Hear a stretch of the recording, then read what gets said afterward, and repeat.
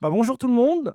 Donc, merci d'être là aujourd'hui pour la troisième édition de notre événement Inspiration RH. Donc aujourd'hui, on a choisi une thématique qui, je dois dire, s'impose un peu à nous, hein. Donc, l'IA et les RH et comment on transforme nos organisations et nos métiers. Et pour éclairer ce sujet, ce débat, je ne sais pas d'ailleurs si ça va être un débat. Donc on accueille 3 personnes, 3 professionnels inspirants. Donc aujourd'hui, on accueille Sophie Letiers du groupe Kaufmann Broad, Mathieu Algan du groupe AXA, Noémie Sicuriel du groupe Robert Half.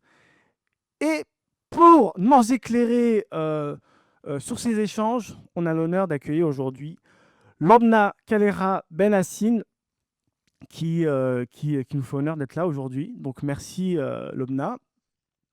Donc Lobna, on va dire, est une ponte, une experte sur les sujets d'IA et RH. Donc elle a un parcours assez intéressant, jonché du milieu RH, donc une vingtaine d'années, si je ne me trompe pas, comme poste, enfin, au poste de DRH dans différents groupes, donc dans le milieu de la tech, de la mode, dans des groupes comme, je prends mes notes, Calvin Klein, Geox, Revlon, Mappy, Ogilvy. Et depuis un certain temps, donc, elle anime on va dire, enfin une activité aujourd'hui très tendance, un podcast, donc que je vous recommande assez chaudement. Besoin de rien, envie d'IA. Donc, vous avez tous la référence, n'est-ce pas? Comment? La chanson des années 80. Pas avant, non? Pas avant? Ok. Donc, à noter qu'elle a été vice-présidente du Lab RH pendant 5 années. Donc, aujourd'hui, on a la personne de la situation pour animer ces débats. Donc, que j'invite d'ailleurs, si vous pouvez venir aujourd'hui. Donc, merci d'être là.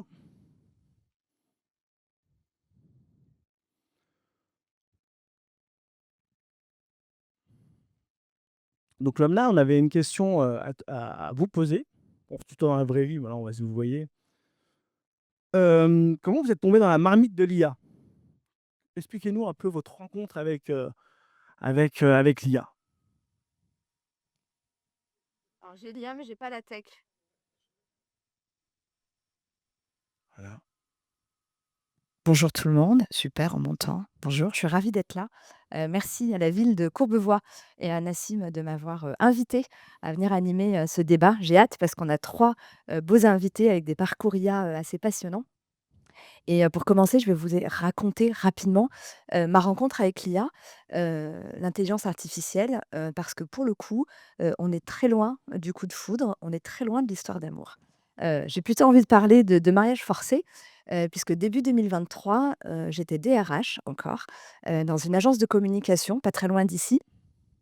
Et en fait, quand on est une agence de communication, on travaille beaucoup sur des projets de marketing et de com, et on s'est rendu compte, début 2023, qu'une grande majorité de nos équipes créatives, avaient découvert, Midjourney et ChatGPT. Donc elles utilisaient déjà les IA génératives.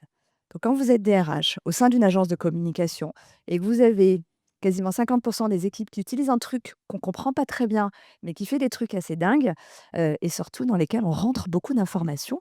Alors je caricature un peu, mais nos directeurs de la création, je dis souvent en rigolant que, ils pouvaient écrire, dans, ChatGPT ou Midjourney qu'ils travaillaient sur un projet très confidentiel, pour L'Oréal sur un sujet breveté, dont la particularité est ceci ou cela. Évidemment, j'exagère, mais on avait quand même cette inquiétude. Donc gros questionnement sur le RGPD, sur la propriété intellectuelle et quand on est, au sein, d'une agence de communication, les IA viennent clairement bousculer notre business model. Donc je n'avais aucune envie de m'intéresser à ce sujet. J'avais des croyances limitantes, hein, je suis pas jeune, je suis pas geek, J'avais pas de bande passante et pour autant, j'ai pas eu le choix et c'est en apprivoisant, ma peur et en allant, au front, parce que j'étais au pied du mur, que j'ai dû m'intéresser au sujet et depuis, j'ai un parcours, sur l'IA, qui, me fascine autant, enfin, pas mon parcours, hein, mais l'IA, pardon, me fascine autant qu'elle me fait peur et aujourd'hui, j'en ai fait mon activité principale. Donc voilà ma rencontre avec les IA. Parfait, intéressant. Donc l'IA a transformé, nos organisations. Heu, des transformations, il y en a eu un certain nombre depuis un certain nombre d'années. En quoi celle-là est différente? C'est une question que je me suis beaucoup posée. En fait, en 20 ans, si on prend les 20 dernières années, en tant que RH, on a accompagné, beaucoup de transformations. On en a aussi subi, quelques-unes, hein. On peut parler de la transformation digitale, de la transformation culturelle, organisationnelle, de la transformation RSE, transformation de la gouvernance. Les transformations se sont quand même succédées et elle façonne en gros le monde du travail d'aujourd'hui, hein, tel qu'on le connaît. La particularité de cette transformation à l'IA, je pense qu'il y en a 2. La première, c'est qu'elle est systémique. Alors le mot est un peu barbare, je vais quand même expliquer. Elle est systémique parce qu'elle nous touche, sur tous les pans de nos vies. Elle nous touche en tant que enfin, d'un point de vue, macro, elle touche l'économie, la politique, le transport, l'éducation, la santé. D'un point de vue plus individuel, elle vient nous chercher en tant que citoyen, en tant que parent, en tant que travailleur. Et puis au sein de nos organisations, elle chamboule tout très clairement, sachant qu'elle vient, bousculer évidemment certains business models, plus que d'autres, mais on va tous un petit peu, y passer. Elle vient bousculer la culture, la vision de nos organisations, mais elle vient surtout toucher les métiers et les compétences. Elle vient toucher notre rapport au travail et elle vient toucher le sens du travail. Et c'est en ce sens qu'elle est différente. C'est le fait qu'elle vient toucher tous les pans de nos vies. Et donc, je disais, elle est systémique. Et puis l'autre, et tu l'as dit, donc tu l'as spoilé en entrée, et tu as complètement raison, elle s'impose à nous, en fait. Autant sur la transformation digitale, les directions générales pouvaient dire j'y vais pas. Là, l'IA est là. On n'a pas le choix. Donc, on a un intrus dans notre salon. Et la question, c'est qu'est-ce qu'on fait de cet intrus? Donc, soit on le fait vivre avec notre famille, dans notre quotidien, on en fait quelque chose, soit on a un truc qui est là, qui nous encombre, dont on ne sait pas quoi faire. Donc, voilà un petit peu la différence pour moi avec les autres transformations. Merci Lobna. Donc on va inviter, nos intervenants à s'asseoir sur la scène, je vous en prie. Donc, parfait. Je vais vous laisser un micro que vous passerez.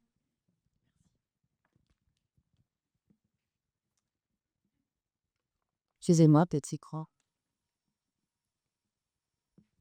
L'IA n'améliore pas encore la vue. Donc, bonjour, Noémie, Mathieu et Sophie. Je vais essayer de ne pas me tromper dans les prénoms, parce que j'ai une fâcheuse habitude de me tromper dans les prénoms. Donc, je pense que vous ne m'en voudrez pas si je le fais aujourd'hui.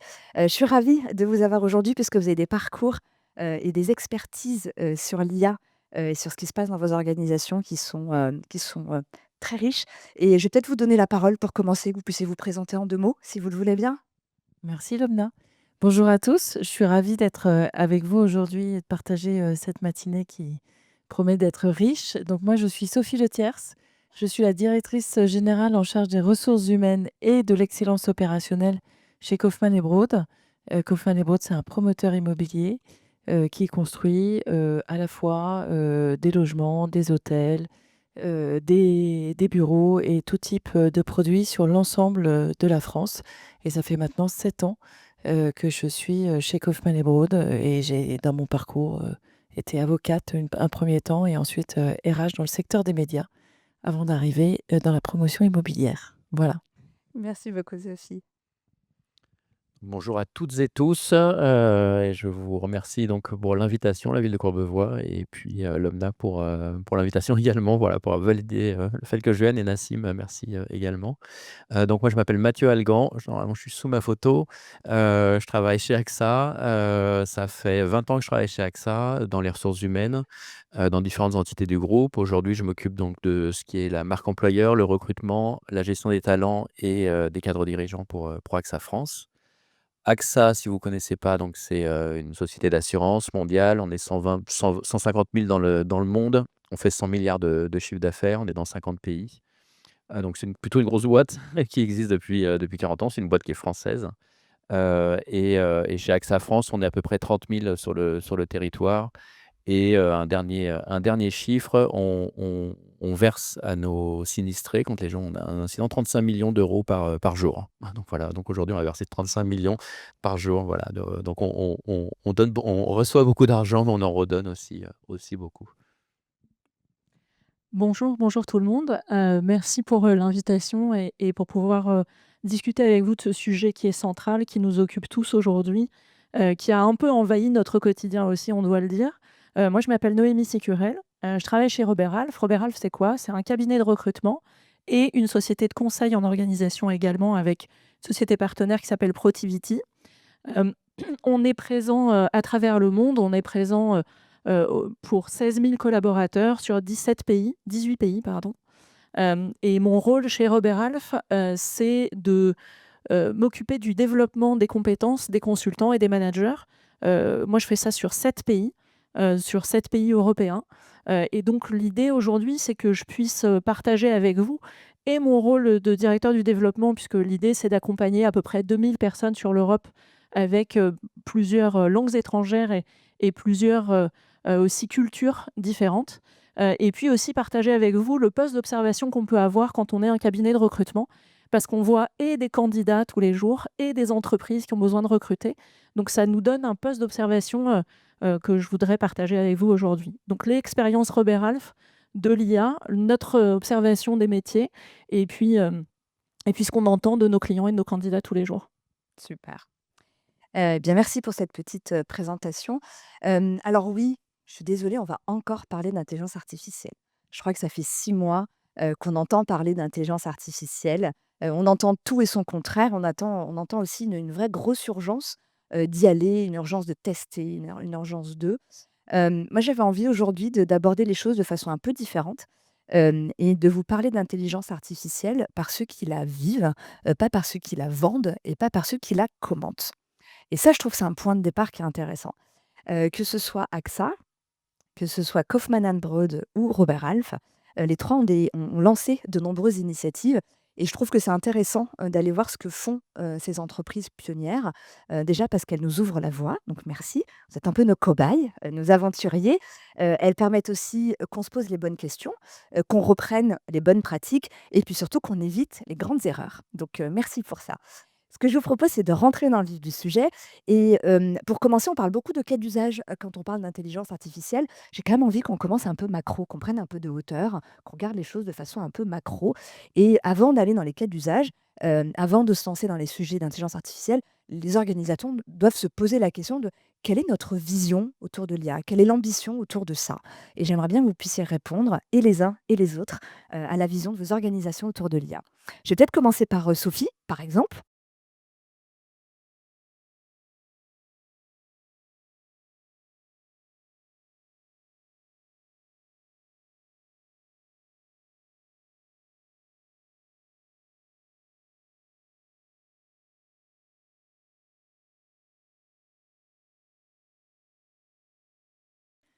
Alors, c'est vrai, il marche très, très bien.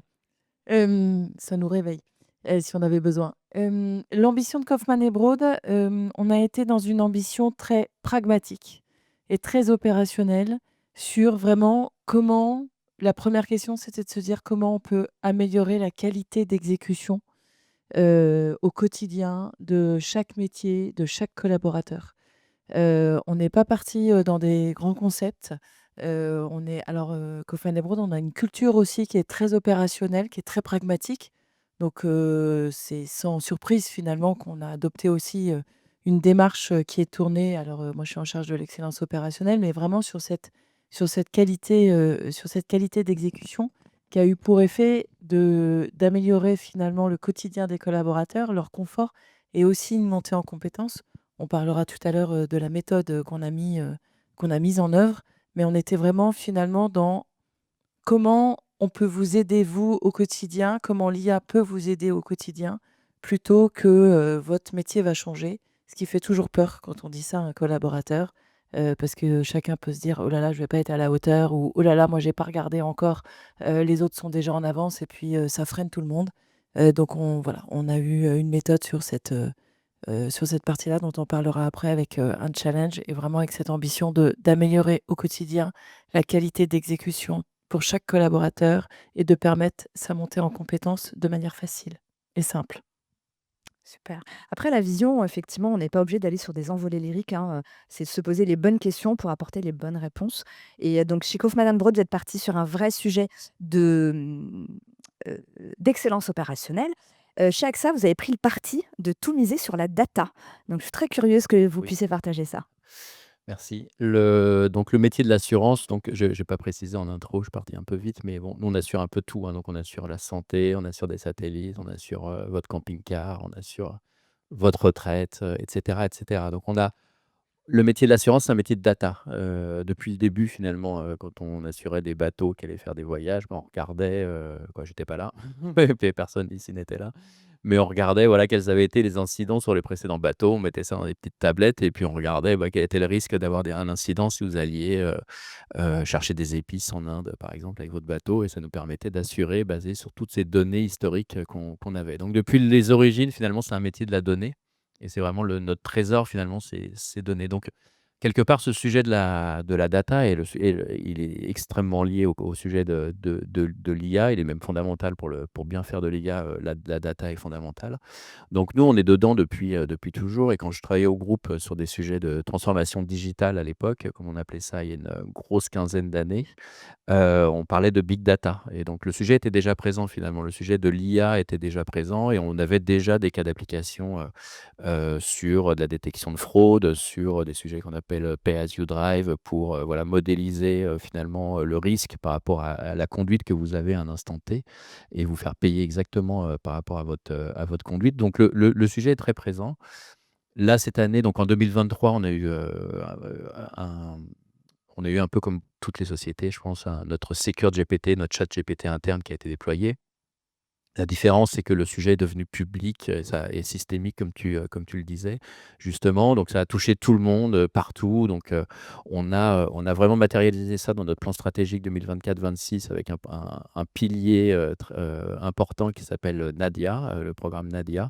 C'est la nouvelle ambition data et IA. Nadia, c'est en référence à Ada Lovelace, qui est, une des premières femmes, quoi, pas première femme, une des premières personnes à avoir fait de l'algorithmie, et donc on voulait lui rendre, hommage à travers ce programme. Mais c'est vraiment basé sur la data et c'est une gouvernance décentralisée qu'on a mis en place. C'est-à-dire que la donnée, elle appartient au métier. Et c'est le métier qui doit être, honneur de sa propre data. Ça ne doit pas être centralisé, et l'innovation aussi, elle vient du métier. C'est-à-dire que le sujet de l'IA et de l'innovation qu'on fait par rapport à l'IA, il doit être aussi beaucoup, et essentiellement bottom up, en fait, venir par les gens qui font le métier. Parce que c'est eux qui savent quel est le problème qu'ils doivent résoudre, et quels outils, du coup, ils peuvent utiliser en fonction de ça. Pas forcément se laisser emporter par des idées, déconnectées de la réalité du terrain. Donc, on a des data leaders qui ont été mis dans toutes les équipes à la RH. On a des data scientists dans les équipes, RH, voilà, qui sont en proximité. Mais tout ça est gouverné parce qu'il faut qu'on ait un vocabulaire commun sur la data, et tout ça crée une organisation qui a un socle, fort et une capacité d'innovation,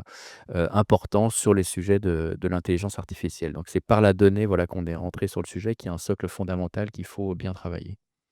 Merci. On va peut-être passer à la question suivante. Une fois qu'on a abordé 2 visions, stratégiques, j'aimerais que vous nous expliquiez un petit peu, comment, l'IA est arrivée, chez Kaufmann Broad, pardon, chez, Robert Half. Vous nous disiez que c'est arrivé par les outils, donc ça m'intéresse et on va embrayer donc après, ce point-là, sur comment vous avez pu embarquer des équipes. Alors, en fait, on est, nous, sur, quelque chose d'un petit peu particulier puisqu'on est sur des compétences, sur des personnes, sur des humains.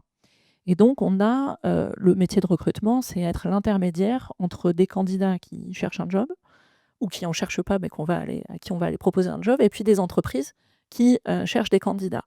Et donc, sur ce métier, il y a beaucoup d'entreprises qui ont eu un rêve, un peu absolu de se dire: «Bah, on va pouvoir, mettre de l'IA derrière ça, mettre des algorithmes et trouver, faire le matching et faire, l'adéquation, faire des Legos entre des gens qui cherchent et des entreprises, qui cherchent».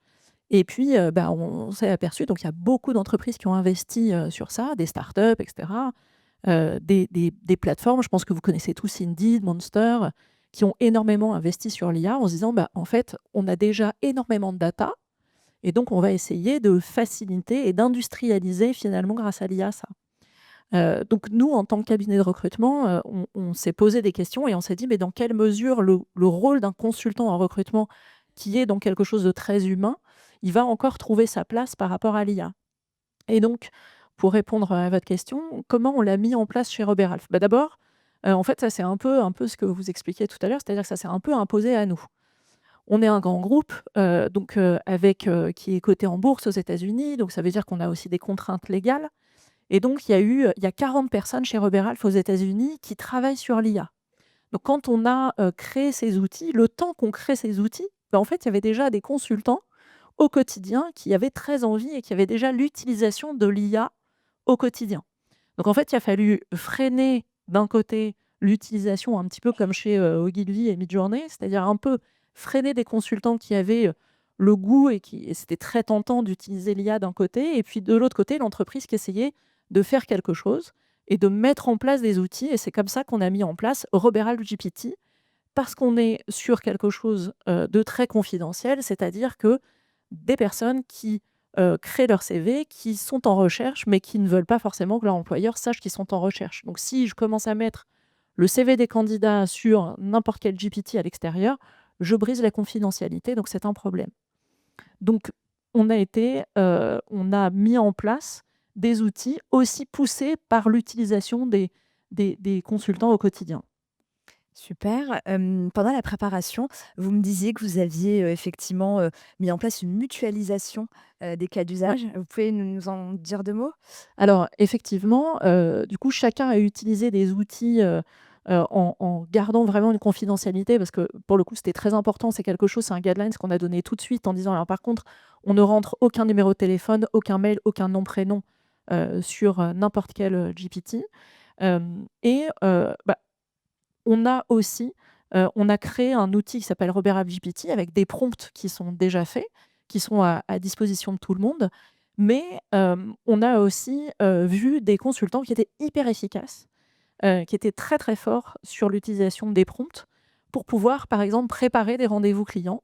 Je vais rencontrer demain le directeur financier de d'AXA ou de Kaufmann Broad et puis je vais préparer mon rendez-vous et donc on avait des gens qui utilisaient très, très bien les outils d'IA grâce à ça.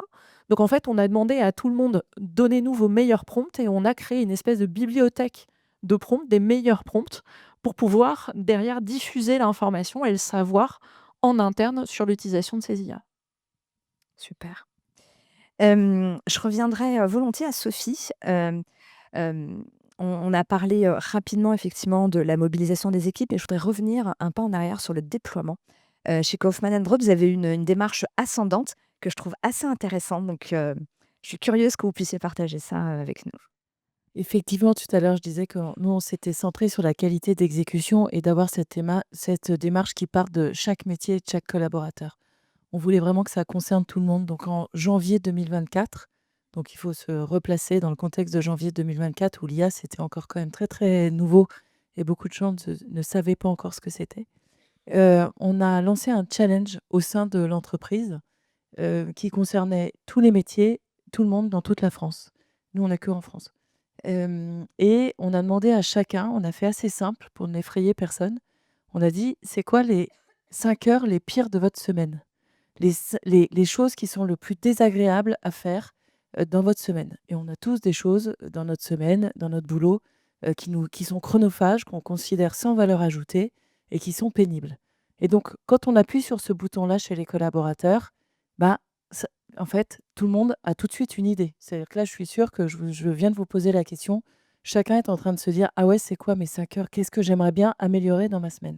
Et bah, ça a fonctionné et donc on a demandé à chaque collaborateur par équipe, pour que aussi, favoriser, les équipes et la synergie, de sur une feuille A4, très simple, c'était pas du tout technique, c'était de nous décrire ce caillou dans la chaussure, de nous décrire quelle est l'idée qu'il aurait pour pouvoir, qu'est-ce que l'IA ou la technologie, parce que parfois il y a finalement pas toujours de l'IA, mais qu'est-ce que l'IA pourrait aider, comment ils voyaient les choses et le bénéfice qu'ils en auraient. Et ben là, on a eu, une fantastique surprise, c'est qu'il y a, plus de la moitié des collaborateurs de Kaufmann Broad qui ont participé et surtout tous les métiers.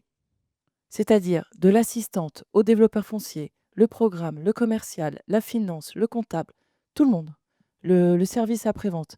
Donc, on a réussi à rassembler tout le monde parce qu'on était parti du besoin de chacun au quotidien.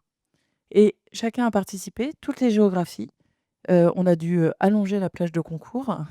Et ensuite, on a sélectionné, c'était un challenge, donc on a sélectionné les 10 meilleurs dossiers qu'on pitchait finalement, pas que devant le COMEX, mais on l'a fait en visio, c'était à la fois devant le COMEX et l'ensemble des collaborateurs de Kaufmann et Broad, parce que ça a créé une émulation où chacun finalement avait envie de comprendre ce que l'autre avait eu comme idée, parce que ça commençait déjà de se dire: «Ah ouais, peut-être que son idée, ça peut résoudre des problèmes chez moi». Et finalement, on parlait plus d'IA, mais on parlait des problèmes de chacun à résoudre. Et ça a été, finalement ça qui a été notre plus gros déclencheur en termes de conduite du changement et de transformation. C'était de se dire: «En fait, ça va m'apporter quelque chose à moi», et on a chassé la peur de: «Je ne vais pas me servir de l'outil, c'est quelque chose qui est pas à ma portée», puisqu'on parlait du besoin de chacun. Et ensuite, ça a été notre job à nous, Kaufmann et Broad, et avec, la DSI, et des partenaires extérieurs, une fois qu'on avait sélectionné les 10 dossiers et les 3 gagnants, de développer ces solutions-là avec les équipes qui les avaient proposées pour pouvoir les mettre en œuvre. Et derrière, on en reparlera, mais derrière, ça a formidablement bien pris parce que les collaborateurs se sont appropriés les différents sujets, thèmes qu'on a pu développer dans chaque métier. Je pourrais vous donner des exemples si vous voulez. Et derrière, ça a donné des idées à nouveau aux collaborateurs. Donc, ça y est, on est rentré dans cette démarche apprenante. Je trouve toujours très intéressant d'aborder le sujet de l'IA par les irritants, donc c'est ce que vous avez fait, plutôt que par les cas d'usage. On a un peu tendance à se précipiter sur les cas d'usage, sauf qu'un cas d'usage, dans l'absolu, ne sert à rien. Un cas d'usage, s'il ne répond pas à une problématique, on passe à côté du sujet. Et ce que je trouve intéressant dans ce retour d'expérience, Sophie, c'est que si vous aviez dit aux équipes, hop, hop, hop, on se retrouve, on va lancer un grand projet de transformation, on va innover, on va mettre de l'IA, je suis pas sûre que vous auriez embarqué autant, aussi facilement. Le fait que vous soyez allés les chercher, je trouve que c'est une approche qui est assez intéressante parce qu'elle a la capacité d'embarquer, c'est du nudge en fait, hein. C'est voilà, capacité à embarquer, sans dire son nom. Donc bravo pour ça. Mathieu, vous avez eu une approche un peu différente. Vous avez considéré alors, AXA, c'est un groupe mondial, hein, vous avez lancé énormément d'initiatives, donc ça a été un énorme terrain de jeu. Je crois plus de 400, projets IA lancés dans le monde. On va peut-être pas tous les aborder, mais si vous pouviez nous en partager 2, Oui. peut-être qui concernent la France ou ceux qui sont le plus impactants, pour vous, je serais très curieuse. Très bien. Donc oui, il y avait 400 projets. Alors ils n'ont pas forcément été lancés, voilà, comme dans un concours ou, à un instant T tous en même temps, mais ils sont en ce moment, en gros, on dit qu'on a, 400 projets en cours, d'IA, significatifs dans l'organisation au niveau mondial. Donc je vais en prendre 2, peut-être 3 si je vais assez vite, mais le 1er en fait, c'est aussi pour illustrer ces différents cas d'usage, de l'IA, parce que quand on parle de l'IA, on se réfère beaucoup aux large, language model, les LLM ou la Gen AI, mais en fait l'IA, c'est beaucoup plus large que ça. Donc le 1er exemple, alors c'est un exemple plutôt LLM et plutôt dans la continuité du lancement de ChatGPT et cetera. C'est un projet qui s'appelle Smart in AXA. En gros, le problème qu'on a aujourd'hui, dans les agences et quand on fronte le client, c'est que le client, il peut venir avec une question sur un contrat. Donc comme je vous l'ai dit, ça peut être très, très large, hein. Ça peut être, sur sa piscine, son vélo, son remboursement santé X ou Y. Et puis il peut avoir, souscrit un contrat il y a 15 ans en fait, et donc c'est pas le contrat du jour, mais c'est les conditions du contrat d'il y a 15 ans. Et donc c'est extrêmement compliqué en termes de qualité de service vis-à-vis du client pour un agent, commercial, de répondre de manière rapide à un client, et c'est ça qu'on veut. Si on veut offrir cette qualité de service. Donc très simplement, on a mis à peu près 80, quoi, très simplement, pas du tout simplement, mais on a mis 80 000 clients, et c'est plus compliqué que ça, 80 000 pardon, documents contractuels AXA dans un outil. On les a référencés, cleanés et cetera, et aujourd'hui, au lieu de chercher en 24 heures, d'aller appeler le service X ou Y et cetera, en à peu près 10 secondes en moyenne, l'agent est en capacité de donner une réponse, même sur des problèmes, très spécifiques, à un client. Donc ça, c'est un cas d'usage, et ça, c'est un cas d'usage aussi, qu'on peut qualifier il y a les LLM et il y a les SLM, donc les Small Language Models. parce que tout n'est pas obligé d'aller sur des bases de données gigantesques, de savoir tout l'internet, et cetera. Là, le corpus, en fait, c'est les contrats AXA, donc c'est beaucoup 80 000 contrats, mais c'est rien du tout, par rapport au large language, model. Donc ça, on l'a déployé sur 12 000 commerciaux, 12 000 agences et collaborateurs d'agences. Donc ça, c'est un premier cas concret. Donc là, c'est la qualité de service, là, l'impact. Je ne sais pas si on gagne du temps, de l'efficacité. On gagne peut-être du temps, de l'efficacité commerciale, parce qu'après, on peut réinvestir ce temps dans du dialogue client, mais le business case est là. Mathieu, si je Ouais. reprends bien sur ce premier use case, Ouais. c'est un petit peu comme les assistants IARH que l'on a au sein de nos organisations, dans Exactement. lesquels on met Mmh. le règlement intérieur, les accords d'entreprise, la convention collective, Oui, et au lieu d'aller chercher sur l'intranet, parce que l'intranet n'est jamais à jour, on a toujours du mal à aller trouver les infos, on pose la question directement, exactement. on a la réponse. Donc Ouais. c'est un petit peu ça. Ouais, c'est un peu ça. Donc ça, on l'a par exemple en Suisse, ils ont lancé quelque chose de cet ordre-là. La petite différence, c'est en fait là, c'est intermédié par l'agent en fait. C'est-à-dire que l'outil est pour augmenter l'agent, il est pas pour une interaction directe avec le client. Absolument. Ça peut être à terme une façon aussi d'ouvrir, mais aujourd'hui, c'est fait comme ça. Et d'ailleurs, quand on déploie des outils de ce type en termes de service RH, souvent on le fait utiliser par les équipes RH en premier pour tester, dire si la réponse est bonne, et cetera. Puis après, on l'ouvre directement aux collaborateurs. Mais c'est le même ordre d'idée, effectivement. Donc, je vais peut-être faire que 2 cas parce que j'ai été un peu long sur le premier. OK, bon, tu me dis. Vous me dites, pardon. Le deuxième cas, c'est un produit qui s'appelle Tractable. Donc là, c'est un autre type d'IA. C'était pour illustrer, voilà, les autres types d'IA qu'on peut avoir aussi en cas d'usage. Là, c'est Direct Assurance qui est une entité AXA qui utilise ça. Ça fait 4 ans que ça existe, mais on l'améliore tout le temps en permanence. Là, en fait, c'est pour faire du remboursement, qu'on appelle de gré à gré quand vous avez un accident auto. Donc vous avez un accident auto, vous avez l'aile qui est enfoncée. Plutôt que d'aller dans un garage, de faire appel à un expert pour avoir le devis, et cetera, vous prenez une photo. L'IA analyse le dommage, il vous fait une proposition de remboursement, il vous dit: «Bon, bah, je te propose», je sais pas, j'ai pas de notion des prix, sur 5 millions, il y a de la marge, hein. Il y a de la marge, une hein. partie des 35 millions, on va dire 500 €. Voilà, Toute petite voilà partie. l'Omna, voilà, pour ta belle Mercedes, voilà, je te propose 500 € pour ton aile et puis, on tape dans la main et c'est fait. Et donc nous, on gagne du temps, en termes de traitement. Le client, il est content parce que des fois, il y a pas mal de clients qui veulent réparer eux-mêmes ou qui veulent vivre avec cette aile enfoncée, c'est pas grave. Nous, on gagne du temps, le client gagne du temps, tout le monde est content, voilà. Mais là, c'est de l'analyse d'image, en fait, par de l'IA et c'est pareil, c'est du machine learning, l'IA apprend, et cetera. Donc ça, c'est un autre cas d'usage. C'est juste pour dire, il y a l'IA, c'est pas que l'LM et très rapidement, un dernier cas d'usage, c'est sur le recrutement. Donc on l'a intégré, tous les recruteurs aujourd'hui, ils utilisent l'IA de Copilot de Microsoft pour quand ils font des entretiens, en fait, ils ne prennent plus de notes. Le compte rendu, quand vous avez une conversation, vous avez les sous-titres automatisés, ça on le voit fréquemment et puis vous avez le transcript, donc c'est-à-dire ce qu'on appelle le speech to text, en fait, qui est automatique, qui marche très bien aujourd'hui, donc la retranscription de ça.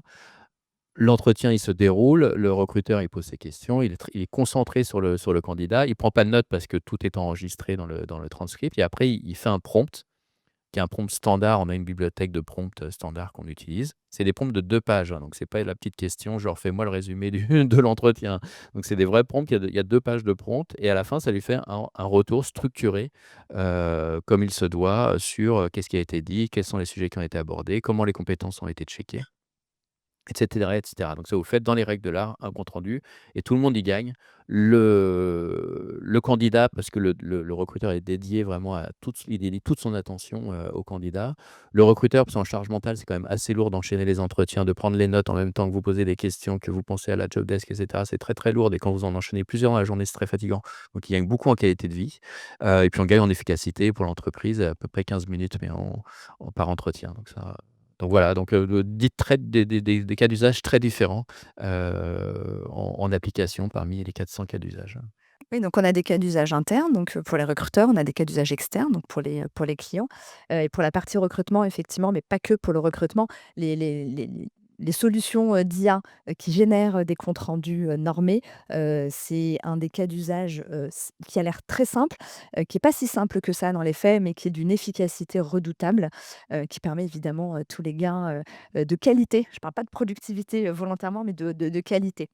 Je voudrais revenir, tout à l'heure, on a un peu commencé, à parler de formation des équipes avec, Robert Hall. Je reviens un petit peu sur ce que fait, Kaufman& Broad.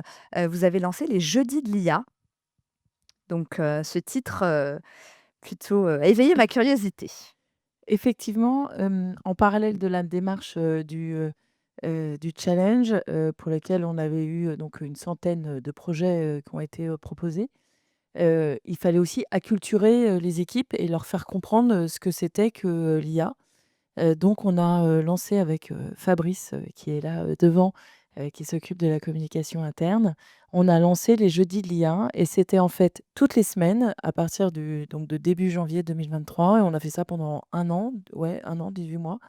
Tous les jeudis, on publiait, ou on organisait une conférence ou une table ronde et cetera, des informations sur l'IA pour apprendre aux équipes, ce que c'était et pouvoir s'en saisir. Donc on a fait à la fois des informations générales, on a aussi parfois fait, des choses spécifiques, je pense, aux populations comptables ou aux populations commerciales pour lesquelles on a fait, venir, des experts, de l'extérieur qui étaient déjà en avance un peu sur ces sujets-là pour partager, leur vision des choses et finalement, en faisant ces jeudis de l'IA, on a en mettant de la connaissance sur ce que c'était que l'IA, on a aussi éveillé la curiosité et la compréhension des collaborateurs et ça a accéléré le mouvement de: «OK, mes 5 heures les pires de la semaine, mes cailloux dans la chaussure». Bah, ça, j'avais pas pensé à déposer un projet pour ça parce que je me disais que l'IA pouvait pas m'aider. Bah, en fait, si, peut-être que l'IA peut m'aider. Donc de faire cette acculturation une fois par semaine, et on a commencé par, on a pris des capsules de C'est pas sorcier, qui expliquaient, l'IA, de manière, très, très basique et très, très simple. On n'a pas forcément les moyens d'AXA. Donc nous, on fait aussi, du très basique, mais ça fonctionne très, très bien pour pouvoir expliquer aux collaborateurs et vraiment ça a créé cette appétence et cet engouement de dire: «OK, bah, en fait» alors et on a eu des équipes qui ont déposé plusieurs projets. Parce qu'au début, elles avaient juste, voilà, une première idée et puis au fur et à mesure que cette acculturation s'est faite, bah, on a eu aussi, de plus en plus, de projets. Voilà et en parallèle, en même temps que les jeudis d'IA, on a lancé notre, KB GPT, chacun appelle toujours ça, on met toujours le nom de la boîte et ensuite, GPT. Donc on a lancé notre KB GPT, notre bibliothèque de prompt, voilà et en parallèle, on a fait tout ça donc on a lancé des formations aussi avec les jeudis de l'IA sur, comment faire un prompt, c'est quoi un prompt? Parce que bon, prompter, aujourd'hui, on dit c'est rentré dans notre vocabulaire, mais en janvier 2024, c'était pas du tout dans notre vocabulaire, c'est quoi un prompt, quoi? Donc Encore aujourd'hui, on a à peu près compris ce que c'était qu'un prompt, mais on voilà. n'a pas vraiment compris comment prompter correctement, hein. Oui, parce qu'il y a encore beaucoup de gens qui font une requête dans ChatGPT comme on l'a fait dans Google. Mmh. Donc ça voilà, donc on est dans cette, acculturation-là, on continue à l'être, on considère que rien n'est acquis et surtout comme chacun ne va pas à la même vitesse, c'est important et je pense que c'est une responsabilité RH importante que de toujours, avoir en tête que tout le monde n'avance pas au même rythme, Absolument, et qu'il faut toujours se mettre sur le plus petit dénominateur commun. absolument. Donner les moyens à ceux qui ont envie d'aller plus vite et laisser le temps Exactement, il aux faut autres d'y aller à leur rythme, il ouais, faut pouvoir, donner les moyens à tous et n'oublier personne en chemin. absolument. Je reviendrai bien chez AXA. Vous nous avez parlé d'une concertation pour le dialogue social, Oui, bah, 2024 quand même. donc c'est un peu en lien ce que tu disais, Sophie. Tout ça, on le fait tous ensemble, en fait, dans l'entreprise. Donc, c'est essentiel, du coup, d'associer, les instances représentatives du personnel pour, dans un dialogue, sur le sujet parce que, c'est eux qui sont aussi en front des employés quand les employés sont potentiellement inquiets, pardon et puis on est concerné dans la transformation de l'entreprise, dans à créer un dialogue qui soit de la meilleure qualité possible et pour que le dialogue soit de bonne qualité, bah, faut qu'on ait tous un niveau de compréhension, qu'on soit éduqués quelque part, tous, des côtés de la table à un bon niveau parce que c'est comme ça qu'on a un bon niveau de discussion, quoi et donc on a signé en novembre 2024 donc une concertation avec les instances, sociales, la plupart des représentants, des différentes instances, chez AXA France, pour définir comment on allait organiser le dialogue autour de l'IA.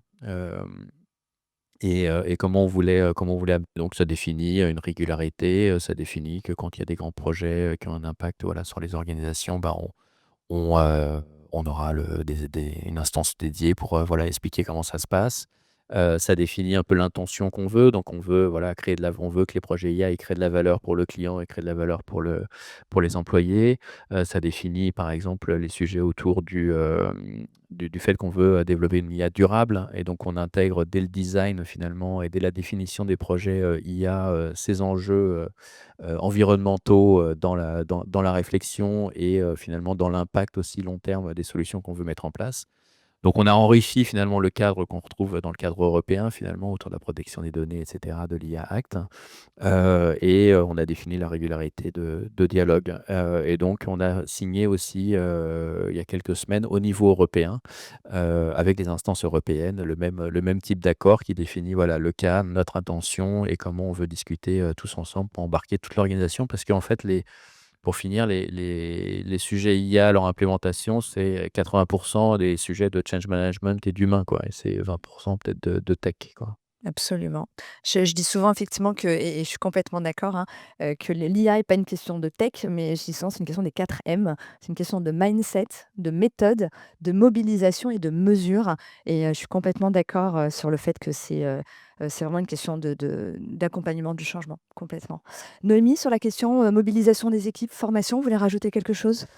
On en a un Alors, petit peu parlé tout à l'heure, mais ouais, en fait, nous, on a aussi d'autres, cas d'usage, c'est-à-dire qu'on a des briques d'IA dans nos outils depuis très longtemps, depuis plusieurs années, où je vous donne un exemple, simple.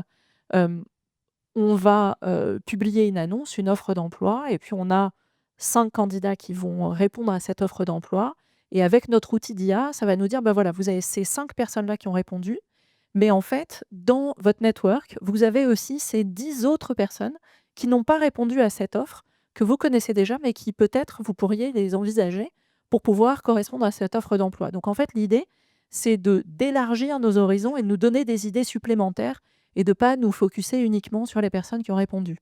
Et d'aller chercher peut-être des signaux faibles de personnes qui pourraient correspondre à cette offre.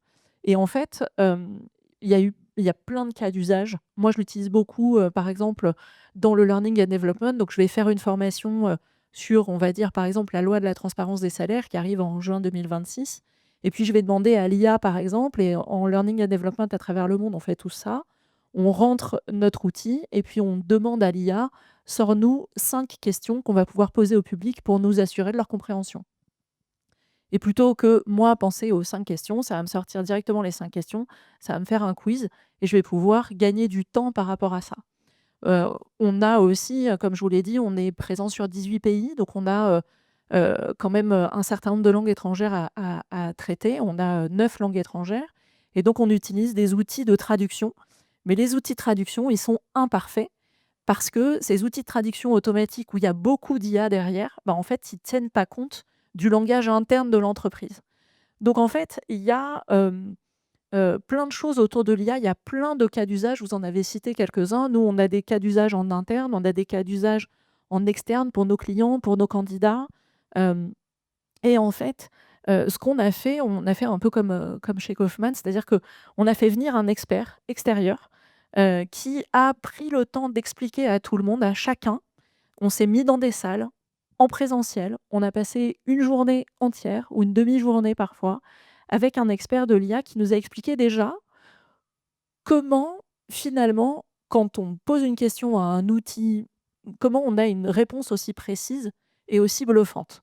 Parce que, c'est vrai que quand on a tous découvert l'IA, on avait un peu l'impression, comme un magicien, vous voyez, qui vous coupe la personne en 2 et vous avez les 2 personnes séparées. Vous dites: «Mais comment c'est possible?» Et en fait, on a pris du temps avec cet expert d'expliquer finalement cette histoire de probabilité et d'expliquer comment une IA arrive à vous sortir une information. Donc on a pris le temps pour pouvoir, hem, mettre les choses à la portée de chacun aussi et c'est vrai que ça faisait peur. Je pense que vous avez tous vu dans les journaux, des articles, très, très nombreux sur, le remplacement des consultants en recrutement par de l'IA et donc bah, effectivement, ça crée une forme de crainte et il a fallu, prendre les choses par la base et de dire: «On va se poser et on va déjà comprendre comment ça se passe, qu'est-ce qu'il y a derrière la machine? On va ouvrir le capot et on va comprendre comment ça se passe» et donc on a organisé des sessions en présentiel par petits groupes pour que tout le monde puisse être à l'aise pour poser toutes les questions qui les préoccupaient. Hem et donc on a, commencé par expliquer comment ça se passe, à quoi ça sert, les évolutions des dernières années, parce que ce qu'il faut savoir, c'est que par exemple, ChatGPT, c'est l'adoption la plus fulgurante de tous les temps. 1 milliard d'utilisateurs en 1000 jours. Même l'électricité n'a pas été aussi vite. Donc c'est quand même bluffant. Et donc c'est normal que ça fasse peur. Donc on a pris le temps de ralentir, de répondre aux gens, de les rassurer, et après de commencer effectivement à mettre des couches de prompt, de dire c'est quoi un bon prompt. Il y a 4 étapes, il y a 4 briques, et finalement de rendre les choses beaucoup plus accessibles et de convaincre. Donc il y avait les early adopters qui étaient déjà très loin et qui utilisaient tous les jours.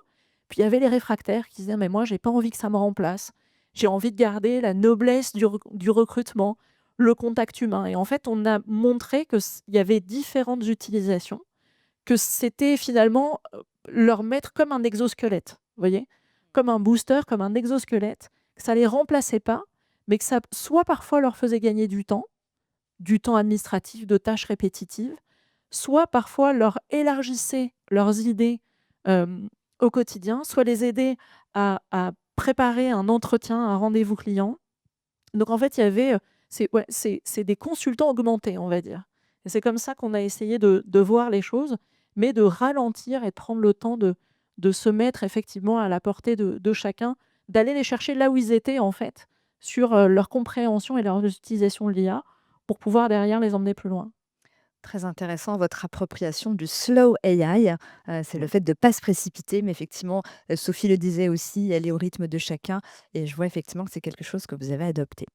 On se rend compte quand même qu'au sein de ces 3 organisations, l'IA, n'est pas, arrivée, là dans les, semaines qui ont précédé. Donc sans dire qu'on commence à avoir du recul, mais la tectonique des plaques commence peut-être à bouger un petit peu au sein de vos organisations. Est-ce que, vous constatez des changements au niveau des métiers? Je vais peut-être commencer par Sophie, puisque vous me disiez, et d'ailleurs quand j'ai posé la question, puisqu'on a fait un peu de préparation quand même, j'ai trouvé intéressant qu'aucun de vous ne m'a parlé de productivité tout de suite, comme en gros l'objectif, principal. Donc c'est une approche que je soutiens. Mais du coup, Sophie, vous parliez d'amélioration, je ne sais plus c'était quoi la terminologie? Bah, nous, ce dont on s'est rendu compte assez vite, c'est que l'IA, enfin la mise en place de tous ces projets dans les différents métiers, améliorait, faisait monter en compétences et en exigence tous les métiers. Je vais vous donner un exemple pour illustrer mon propos. Un acheteur chez nous, les achats techniques, c'est donc l'acheteur, il achète toutes les prestations dont on a besoin pour construire un immeuble, hein. Donc ça va du gros œuvre, le béton, les fenêtres, etc.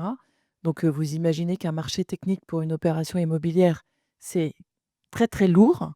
C'est ce qu'on appelle donc ils font des dossiers de consultation des entreprises, et donc quand ils les font, ensuite ils ont plusieurs entreprises qui répondent à ces dossiers de consultation des entreprises. Donc ils ont 4 à 5 réponses qu'ils doivent étudier pour ensuite choisir quelle est la meilleure réponse et quelles sont les entreprises qu'on va choisir. Ça leur prend un temps dingue. Heu, donc eux, leur caillou dans la chaussure, qu'est-ce qui était le plus pénible? Bah, c'est finalement de faire ce comparatif.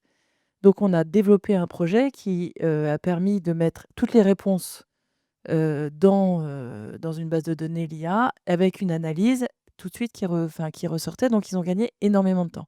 Mais surtout, c'est pas tant la productivité, parce que ça, je suis d'accord, c'est pas un enjeu, mais c'est surtout ça leur a dégagé du temps pour faire leur métier avec bien plus de valeur ajoutée. C'est-à-dire sur la compréhension des différences, pouvoir passer plus de temps avec les différents répondants aux appels d'offres pour pouvoir les rechallenger, pour pouvoir comprendre pourquoi c'était cette réponse-là, et cetera, et cetera. Donc en fait, chaque métier, ça je peux vous le faire sur chacun des métiers, de Kaufmann& Broad. Les archis avec les plans, qui correspondent à la charte de Kaufmann& Broad, et cetera. Vraiment chaque métier a gagné en qualité d'exécution. C'est pour ça que tout à l'heure, je commençais par l'ambition qui était vraiment la qualité d'exécution. Chacun a retrouvé, beaucoup plus de valeur dans son métier. Aussi, ça augmente l'exigence qu'on a du coup sur chaque métier, et que chacun a envers, soi-même, en se disant: «Bah, comme je récupère cette bande passante, je peux faire mieux ce que j'ai à faire». Donc, bah, derrière, En RH, c'est très intéressant parce que ça a un impact sur l'engagement aussi, des collaborateurs. Quand on a, plus de temps, pour, faire ses comparatifs, parler avec ses prestataires, que plutôt, mettre les lignes dans un tableau Excel pour pouvoir ensuite, comparer à la fin, quel est le mieux-disant, c'est pas ce qu'il y a de plus sympa, dans une semaine, à faire. Donc vraiment et ça c'est on l'a remarqué sur tous les métiers, c'est l'amélioration, enfin la valeur ajoutée et donc aussi une montée en compétences très nette parce que, quand on passe, plus de temps à aller, faire son vrai travail d'acheteur, si je reste sur mon exemple des achats et ben, forcément on monte en compétences et ça c'est vraiment, très, très positif et on l'avait pas forcément anticipé de cette manière-là parce que ce type de projet, il faut bien se dire qu'on commence, sans savoir où est-ce qu'on va arriver, et on le fait au fur et à mesure et ce qui est très intéressant, je trouve, c'est que c'est vrai dans tous les métiers et qu'aujourd'hui, en tout cas chez Kaufmann et Broad, il n'y a plus de peur de remplacement, ce dont tu parlais tout à l'heure. Pour l'anecdote, quand on a commencé le projet, j'ai à un moment quand même dû prendre la parole, moi, en tant que DRH, pour dire que ce challenge n'avait pas pour objectif de, heu, de supprimer des postes et de voir, par qui on allait, quel est le métier qu'on allait remplacer par l'IA. Donc très vite, on a dépassé ça et aujourd'hui, c'est-à-dire que le mouvement continue parce que comme tout le monde s'est rendu compte que, quand on mettait ça en place, ils gagnaient du temps et ils pouvaient faire mieux leur job, on gagnait en qualité et ben, en fait, le mouvement est perpétuel et aujourd'hui, on a plutôt beaucoup de projets qui continuent à arriver. Vous me disiez pendant la préparation qu'il y avait eu un vrai, rehaussement de l'exigence collective Ouais. et qu'on pouvait plus se cacher derrière, «J'ai pas les moyens, j'ai pas les outils, les process sont nazes». Il y a eu un gros travail de fait, donc on peut plus se cacher derrière ces excuses, en fait. Non et c'est ça qui est je c'est pour ça qu'effectivement je parle de ce niveau d'exigence qui est beaucoup plus, fort et qui est assez, intéressant. C'est-à-dire que chacun doit quand même rentrer dans cette démarche, d'apprendre et c'est quoi le cœur de son métier? Parce que c'est vrai que parfois on dit: «Ah bah non, mais j'ai pas le temps». Ouais, bah, j'ai pas pu tout comparer parce que tu te rends compte, il faut que je mette le ligne à ligne ou je ne sais pas quoi, et cetera. Bah non, parce qu'en fait, ça réouvre la créativité, la pensée critique, de challenger ce qu'on fait, Bien sûr. et ça c'est passionnant. Mmh, mmh mh. Super. Petite question pour vous, Noémie. Vous me disiez 2 choses. Effectivement, que le métier de recruteur avait un peu évolué. Je serais ravie et je veux pas qu'on oublie de parler, de ce point, qui est un petit pas de côté, mais que je trouve intéressant, sur le rapport entre la valeur et le coût, perçu, de la prestation de recrutement. Alors, c'est vrai que, ce qu'on voit, en fait, je peux vous répondre de 2 manières. C'est-à-dire que je peux vous dire, nous, en tant que cabinet de recrutement, comment les choses ont évolué et puis, comme je vous le disais en introduction, on a un poste d'observation puisque tous les jours, on rencontre des entreprises et on rencontre des candidats qui nous font part de l'évolution de leur métier et la question tout à l'heure, c'était de dire, comment on voit l'évolution des métiers, et nous, on le voit. Alors le consultant a évolué, son métier a évolué parce qu'effectivement maintenant le il y a, si vous voulez, il y a des informations qui sont beaucoup plus facilement accessibles à n'importe quel consultant en recrutement. Donc d'un côté, il est augmenté, il est boosté. De l'autre côté, on voit aussi les candidats qui eux-mêmes sont, je dirais, boostés par ça. Par exemple, on avait avant, il y a quelques années, on recrutait un contrôleur de gestion, Julien, puisqu'on recrute beaucoup de financiers, de comptables, de financiers, de J'ai cru contrôleurs de que vous gestion. alliez dire que vous recrutiez beaucoup de Julien. Non, pardon, je vous dis Julien, le dieu du tableau croisé dynamique, d'accord, qu'on va voir et on dit: «Ah mais non, tu as besoin de fusionner 2 tableaux, il faut absolument que tu ailles voir Julien» et Julien, c'était le pro du tableau croisé dynamique qui était un peu nébuleux pour, beaucoup de personnes. Et puis aujourd'hui, bah, vous avez des outils d'IA où vous faites une commande à la voix et vous dites, «Fusionne-moi les 2 tableaux» et cetera. Ça veut dire quoi? Ça veut dire que Julien, la manière dont il était mis en avant et dont il était reconnu, bah, ses compétences, elles sont un peu écrasées, en fait, par un savoir qui s'est largement diffusé. Ça veut dire que Julien, il faut aussi qu'il se réinvente un peu. Et donc ça a bouleversé un peu les cartes et dans les métiers comptables et financiers, de gestion qu'on adresse beaucoup et même sur la partie légale et ressources humaines, bah, il y a beaucoup d'intelligence artificielle qui est arrivée et qui a, écrasé un peu parfois, cette compétence, ce savoir-faire, cette expérience. Donc les gens doivent se réinventer et nous, on le voit tous les jours en entretien. Et par exemple, je peux vous donner 2 chiffres. Il y a une chose, c'est qu'on a fait une étude auprès des candidats. Il y a plus d'un candidat sur 2, une personne sur 2 en poste, qui veut que son entreprise le forme à l'IA. Et quand on va sur la population 18-34 ans, on arrive à 67%. Donc ça, c'est quand même un chiffre important. Et mon deuxième chiffre, je l'ai oublié, pardon. J'avais un deuxième chiffre en tête, mais je l'ai oublié. Et Julien, ouais, Julien, notre Julien. Mais ce que je voulais vous dire, c'est que en fait, ça bouleverse et avec quelques années de recul maintenant, puisque c'est assez frais, mais en même temps, ça va assez vite, on voit que les métiers de tout le monde, finalement, sont modifiés. Et je rejoins Sophie sur un point qui est essentiel, qui est presque le conseil qu'on donne et la recommandation qu'on fait aux gens qui cherchent un job, c'est même rester employable sans même chercher un job. Rester employable, c'est continuer à apprendre. Continuer à être apprenant, c'est essentiel. On va pas avoir le choix. Vous avez complètement raison. Vous avez oui, bien sûr. Je voulais En, rajouter en- quelque en chose. rebond, parce que je partage totalement ce que tu viens de dire.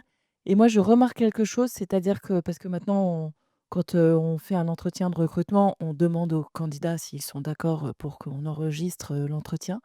Et ça modifie les entretiens. C'est-à-dire que on parlait tout à l'heure d'exigence, de l'exigence qui monte. Ça continue aussi à faire monter l'exigence dans les entretiens de recrutement. Et ça, c'est très intéressant parce que comme tout d'un coup, on enregistre, ça provoque chez le candidat quelque chose de oh là là, faut pas que je raconte n'importe quoi. Évidemment, on raconte pas n'importe quoi, mais c'est comme s'il y avait hop, un petit niveau d'exigence supplémentaire qui se mettait en place. Et d'ailleurs, souvent, quand on le dit, on voit les candidats qui se mettent tout droit. Il y a C'est une vrai. espèce de truc physique de oh là là, je. C'est vrai. Donc c'est assez intéressant aussi parce que je trouve que même dans les entretiens, ça augmente le niveau d'exigence et en ça, c'est très intéressant. Hyper clair, hyper clair. Je vois que le temps passe, donc on va prendre une petite minute sur cette question, Mathieu, parce qu'elle est importante. Parce que sur cette question-là, on pouvait passer beaucoup de temps. On pouvait passer beaucoup de temps. Non, on a beaucoup parlé de grands remplacements, de grands déplacements, de suppression des emplois. On a lu tous Accenture qui supprime 12 000 postes. On a lu Amazon. Je sais même plus tellement ils sont nombreux à nous faire des effets d'annonce. Alors, comme vous, Mathieu, j'ai creusé et j'ai compris que on nous vend un petit storytelling quand même en nous disant on est tellement bon avec l'IA qu'on fait des gains de productivité tellement extraordinaires qu'on vire du monde, hein, pour le dire de façon triviale. Et vous avez creusé et en fait, l'analyse est un peu différente. Donc, je veux bien que vous nous en disiez 2 mots. Oui. Alors donc 2 mots en 1 minute. Ah non, c'est 2 longs mots.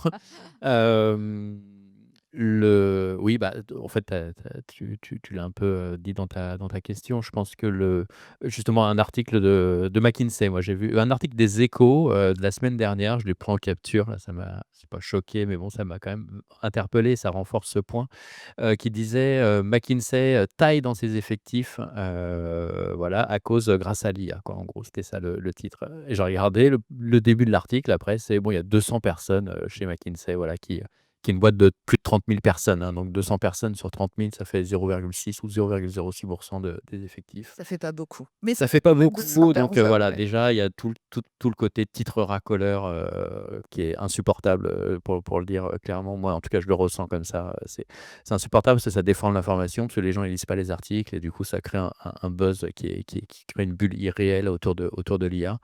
Bref, après, je pense qu'on a aussi, beaucoup recruté ces dernières années. Il y a eu comme la bulle post, Covid, en fait, où il y a une énorme, accélération en termes de recrutement. Donc il y a eu beaucoup de gens qui ont été, staffés dans les équipes. Donc je pense qu'il y a un effet aussi de régulation du staffing qui a été fait.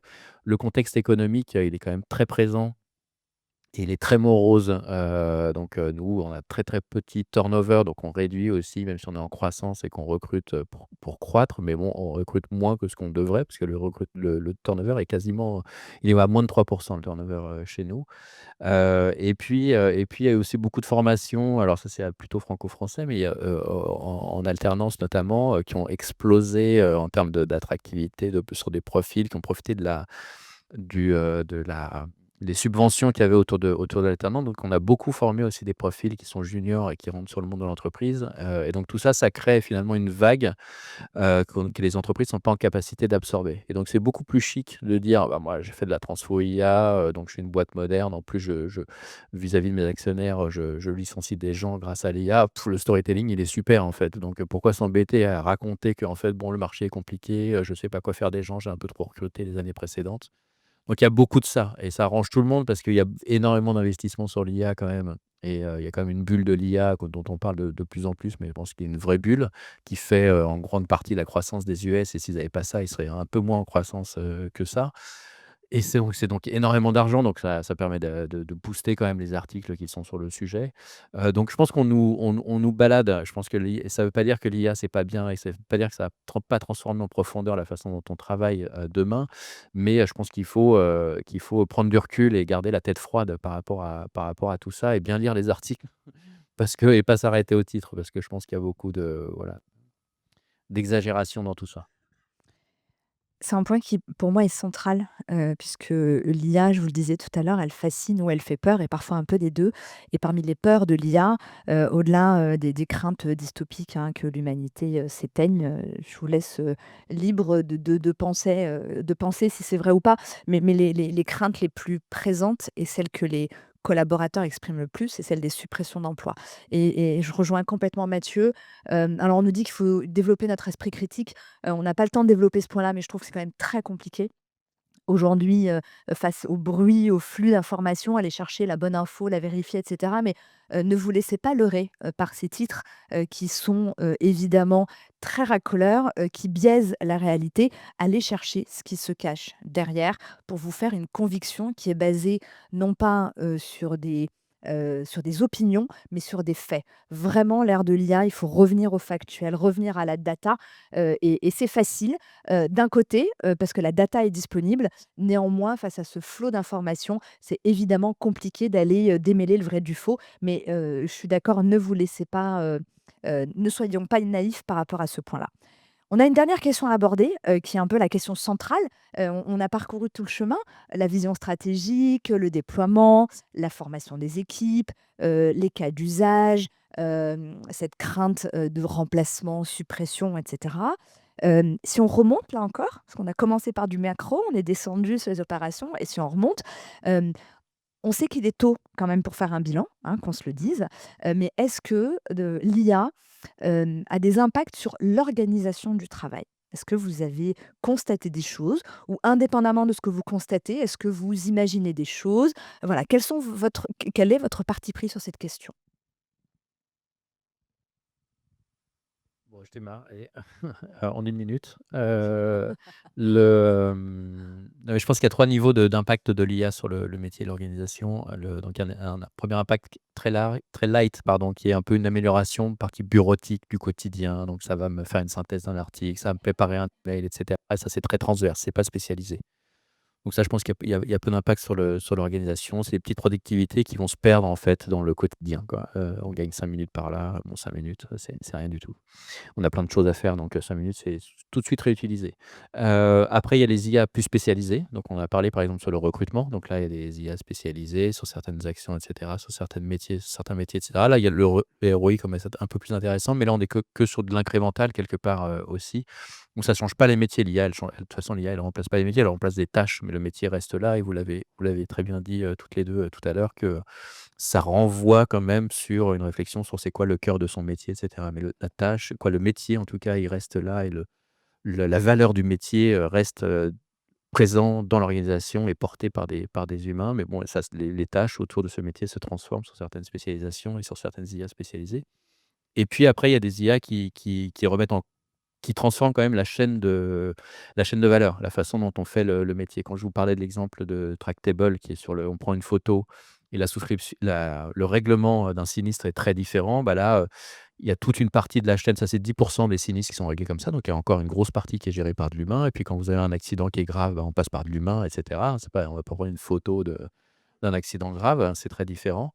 Mais là, la chaîne est complètement changée, donc c'est des gens différents qui vont faire le métier. Donc là, ça a un impact sur l'organisation, effectivement. Ça, c'est beaucoup plus dur à trouver et à identifier et à créer dans les organisations. Mais moi, je pense que c'est là qu'il y a plus de potentiel de ROI aussi, qu'il y a plus d'impact en termes de disruption d'organisation. Mais bon, ça, c'est aussi un peu la vie de tous les jours et c'est l'IA, mais avant, c'était le digital qui a fait ça aussi sur pas mal de métiers. Donc à chaque révolution, ça détruit, quelque part une partie de certaines chaînes, de certains métiers. C'est dramatique pour ceux qui faisaient ces métiers-là, mais ça recrée d'autres métiers, et on réalloue le temps sur d'autres tâches, parce qu'il y a beaucoup à faire. Donc voilà un petit peu, une 1re approche du sujet, mais il y a vraiment ces 3 niveaux et le plus dur quand même à capter aujourd'hui, c'est vraiment celui qui disrupte le métier parce que c'est dur de s'auto-disrupter quelque part, quoi. Ouais. Donc mais il y a des cas d'usage qui émergent. Peut-être un dernier cas d'usage, par exemple, quand on a un accident, c'est tous les métiers de coordination aussi quand il y a un accident, il faut appeler un garage pour savoir s'il y a un rendez-vous, savoir s'il est près du sinistré, il faut, savoir synchroniser les agendas et cetera. Tout ça, on peut l'automatiser aussi, demain avec de l'agentique. On n'a pas cité le mot, voilà, l'autre mot à la mode avec l'IA. Donc voilà, donc il y a des disruptions qui vont arriver sur des un peu plus macro sur les chaînes de valeur et sur certains métiers, mais c'est des morceaux, voilà, de chaînes d'IA et ça va prendre du temps quand même mais c'est pas nouveau non plus. Mmh, mmh mh. Super, merci. Noémie ou Sophie? Je moi, je suis tout à fait d'accord avec, les 3 points, les 3 types de valeur ajoutée que ça peut générer. Ce que je peux vous partager aussi, c'est notre observation depuis, allez, on va dire, parce qu'en fait, les choses vont vite, hein, les choses vont très vite, mais notre observation sur les 18 derniers mois, on va dire, hem et ça à travers le monde, c'est qu'on voit que plus il y a d'IA, plus il y a besoin d'humains. Alors ça, c'est vraiment flagrant et je vous donne mon exemple tous les jours et je n'ai jamais reçu depuis les 18 derniers mois autant de mails, de messages LinkedIn pour me vendre de la plateforme de recrutement, du contenu et cetera. J'en ai jamais reçu autant. Tous les mails, toutes les approches sont craftées de la même manière, sont construits de la même manière, avec de l'IA, toujours, et c'est envoyé en masse. Et plus je reçois ça, et moins j'ai envie d'y répondre, et plus celui qui va prendre son téléphone et qui va m'appeler et qui va me parler, va prendre de la valeur. Et je veux vous raconter aussi que, vous savez, il y a, pendant quelques années, les salons professionnels étaient complètement tombés en désuétude, ils étaient désertés. Et depuis l'année dernière, les salons, professionnels ont battu des records de fréquentation. C'est-à-dire que plus on reçoit de l'IA, de la masse d'informations, de l'approche, industrialisée, plus on a envie de contact humain. Et donc on le voit nous aussi dans notre métier du recrutement. C'est-à-dire que oui, on a notre exosquelette qui va faire que on va super bien préparer nos rendez-vous avec le directeur financier d'AXA ou de Kaufmann, mais quand même ce qui va faire la valeur de l'échange, ça va être, la qualité relationnelle, le fait d'être dans la même pièce, de serrer la main, de se faire un sourire, d'avoir une vraie discussion, individuelle parce que, le directeur financier d'AXA va pas avoir la même envie que le directeur de Kaufmann et que mine de rien dans le recrutement quand même, bah, on va passer 8 heures par jour ensemble dans le même bureau, on va aller déjeuner ensemble et que cette valeur-là humaine, avec l'arrivée de l'IA, et ben, elle a pris encore plus de valeur. Et ça, c'est vraiment notre constat au quotidien et nos clients sont ravis qu'on aille les voir. Les candidats Super. veulent des entretiens, veulent parler, veulent échanger et veulent un contact individualisé. Super, merci beaucoup. Noémie, peut-être? Hop, je m'étais Tu avais réussi concentrée, jusqu'ici. je le savais et voilà, je savais. Non, non, pas de problème. Ouais, Sophie, pardon. évidemment, je partage, totalement ce qui vient d'être dit. Je pense que c'est encore tôt pour parler de disruption des organisations. On est déjà dans la disruption des métiers, c'est déjà beaucoup. Je pense que, voilà, c'est tout ce qu'on a dit, c'est le plus important, c'est de continuer à regarder comment, chaque collaborateur peut améliorer, en fait, la manière dont il fait son métier aujourd'hui grâce à l'IA. Je pense que c'est ça, le plus important. Ça va très vite, on l'a dit, à plusieurs reprises. Nous, par exemple, dans nos métiers, tout ce qui est, la conception architecturale, bah, l'IA, est en train, de faire, des choses absolument incroyables. Donc, pour tous les métiers d'architecte, et cetera. C'est en train de vraiment de bouleverser, ce métier. Donc oui, ça va, bouleverser la chaîne de valeur, exactement ce que tu disais tout à l'heure, mais il en demeure pas moins qu'on aura besoin de décideurs, de gens qui disent: «Bah, c'est plutôt ce projet-là», parce qu'un projet, c'est complexe et c'est aussi plein d'entrées différentes, et donc on sera sur l'analyse de ces différentes, entrées, et de ces différents enjeux pour chaque projet.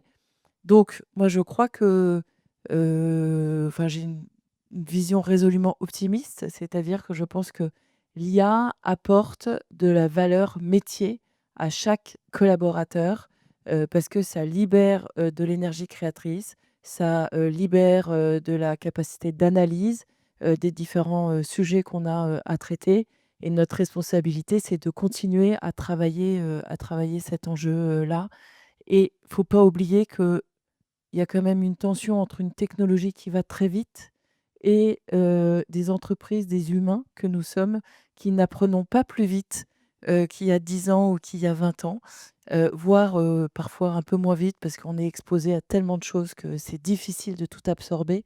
Donc cette tension entre les 2 fait que de toute façon, l'entreprise, enfin en tout cas, le corps, qui reçoit, cette transformation, on met du temps à pouvoir, l'absorber et la mettre en place.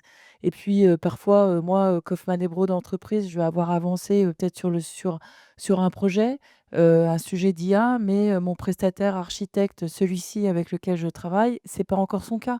Donc, il y a aussi une montée en compétence de l'ensemble de la chaîne de valeur qui se fait pas au même rythme et on s'auto-forme, les uns les autres et il faut être très solidaire aussi dans cette, démarche. Et ce qui est intéressant, par rapport à l'humain, c'est que finalement, le dialogue avec nos parties prenantes n'a jamais été aussi important. S'intéresser à l'autre et l'altérité n'a jamais été aussi important parce qu'on ne réussira pas tout seul. Ça, c'est certain. Complètement. Bah, j'allais rajouter quelque chose, mais comment rembrayer après cette, conclusion?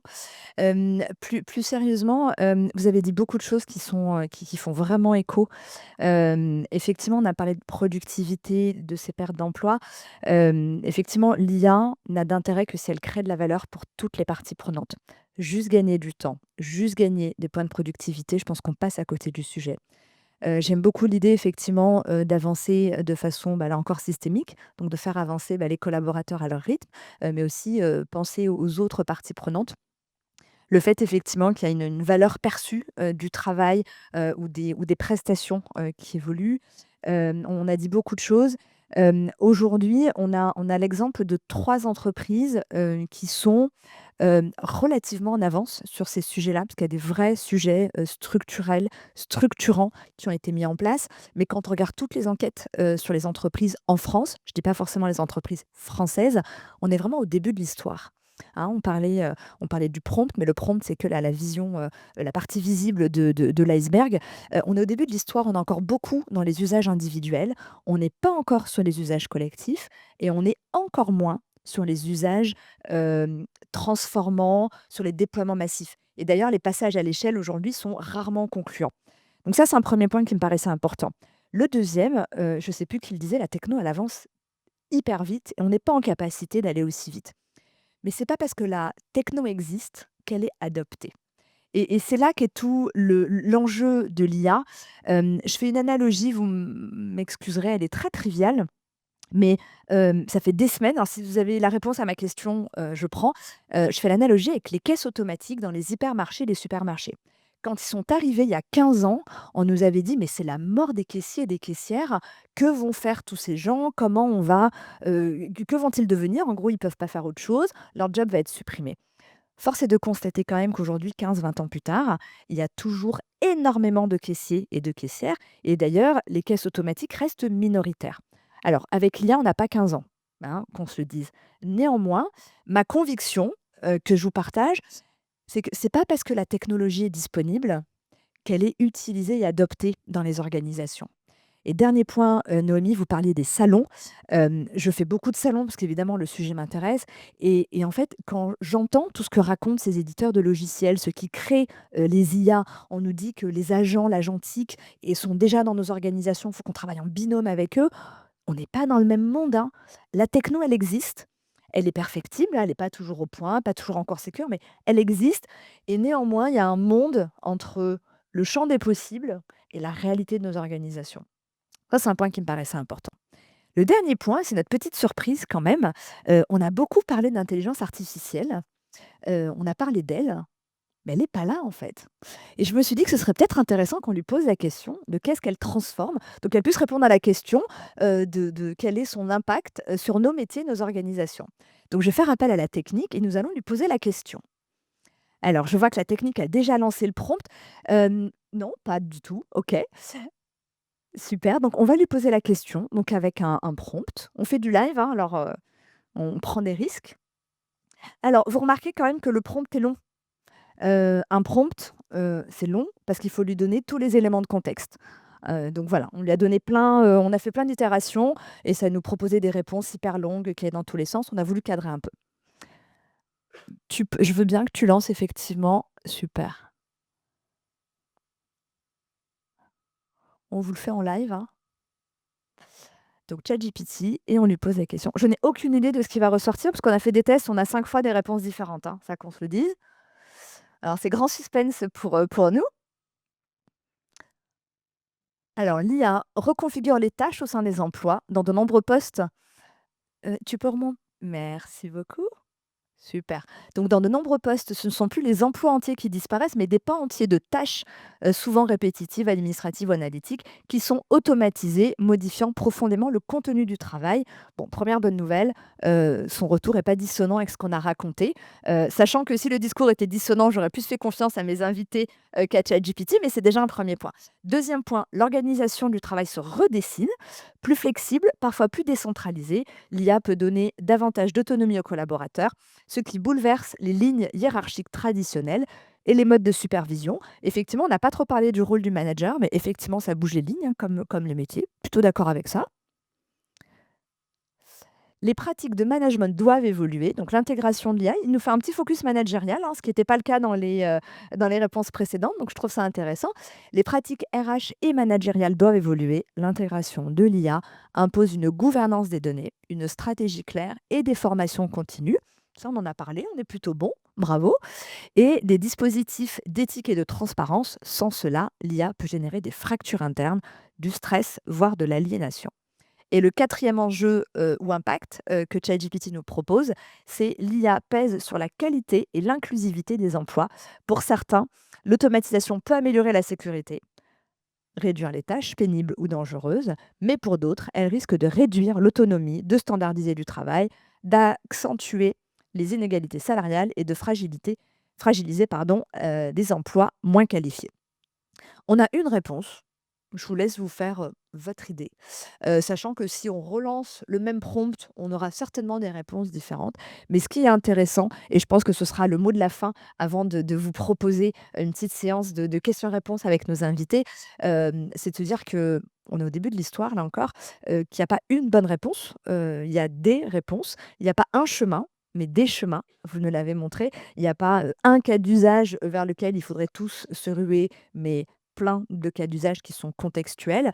Et là encore, voilà, on a une réponse qui ne me satisfait pas.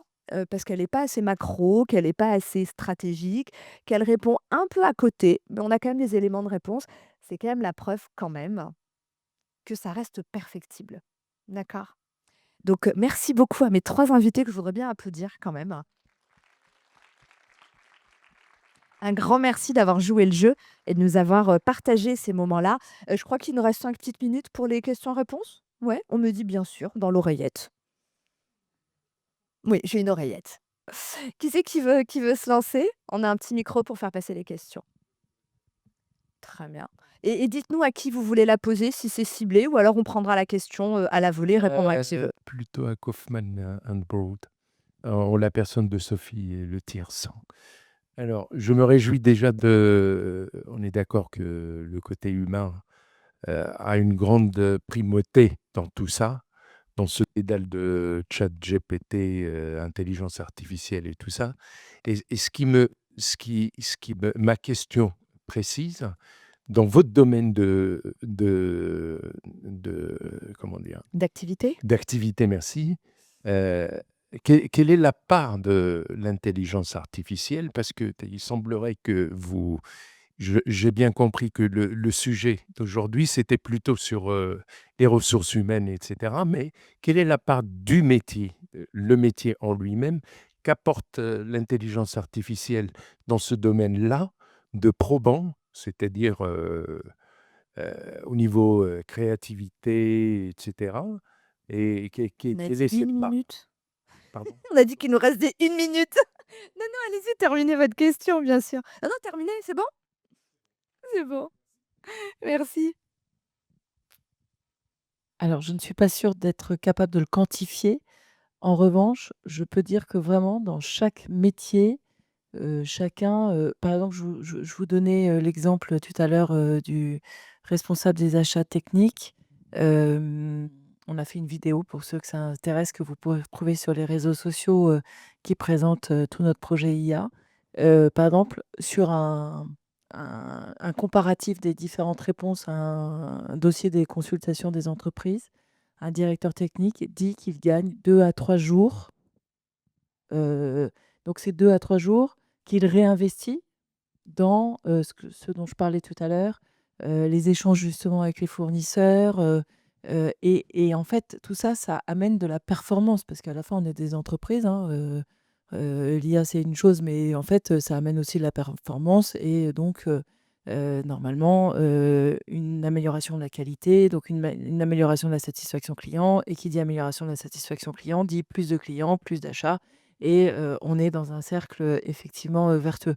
Donc moi, pardon, je réponds un peu à côté, mais je peux vous dire que chaque métier a gagné en qualité avec l'IA et que sur chaque métier, ça va être un peu différent de ce que ça représente en pourcentage d'amélioration, mais ça, je ne sais pas forcément vous répondre précisément à cette question. Merci beaucoup. Est-ce qu'on a d'autres questions?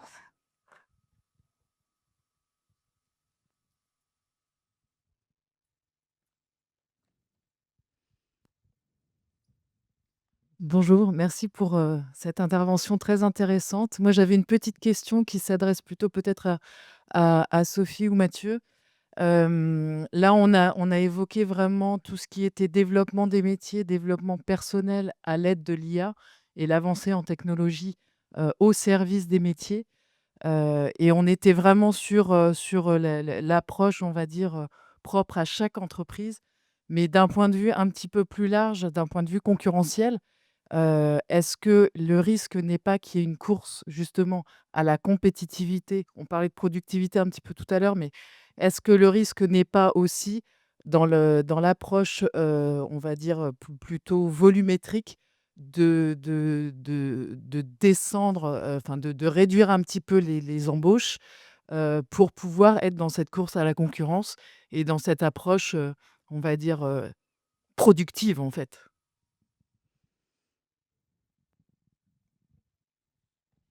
Bah, je rebondis sur ce que tu as dit. En fait, la productivité, c'est pas forcément un gros mot, parce que productivité, c'est quand même la capacité après de l'entreprise à offrir des services au meilleur prix, meilleure qualité à ses clients et ça, comme tu le disais, c'est de la croissance derrière. Donc et la concurrence, elle est là, bah, avec IA, sans IA, à l'âge de pierre, quoi. Bon là, quel que soit l'environnement, technologique, on aura de la concurrence donc je pense qu'il y a effectivement cette pression. C'est pour ça qu'on a une pression quand même en entreprise, hein, sur l'adoption, de l'IA et notre vitesse d'adoption de l'IA et les cas d'usage qu'on va mettre en place. C'est pour ça qu'on se mobilise, parce qu'il y a un véritable enjeu, de compétitivité, sur le sujet. Voilà, donc après on définit des règles, comme je disais, pour le faire, bien, le faire de manière éthique, le faire selon nos valeurs, le dialogue social qu'on a. On a sorti une charte sur l'IA pour dire comment on veut le faire de manière, avec un impact environnemental, qui est de bon,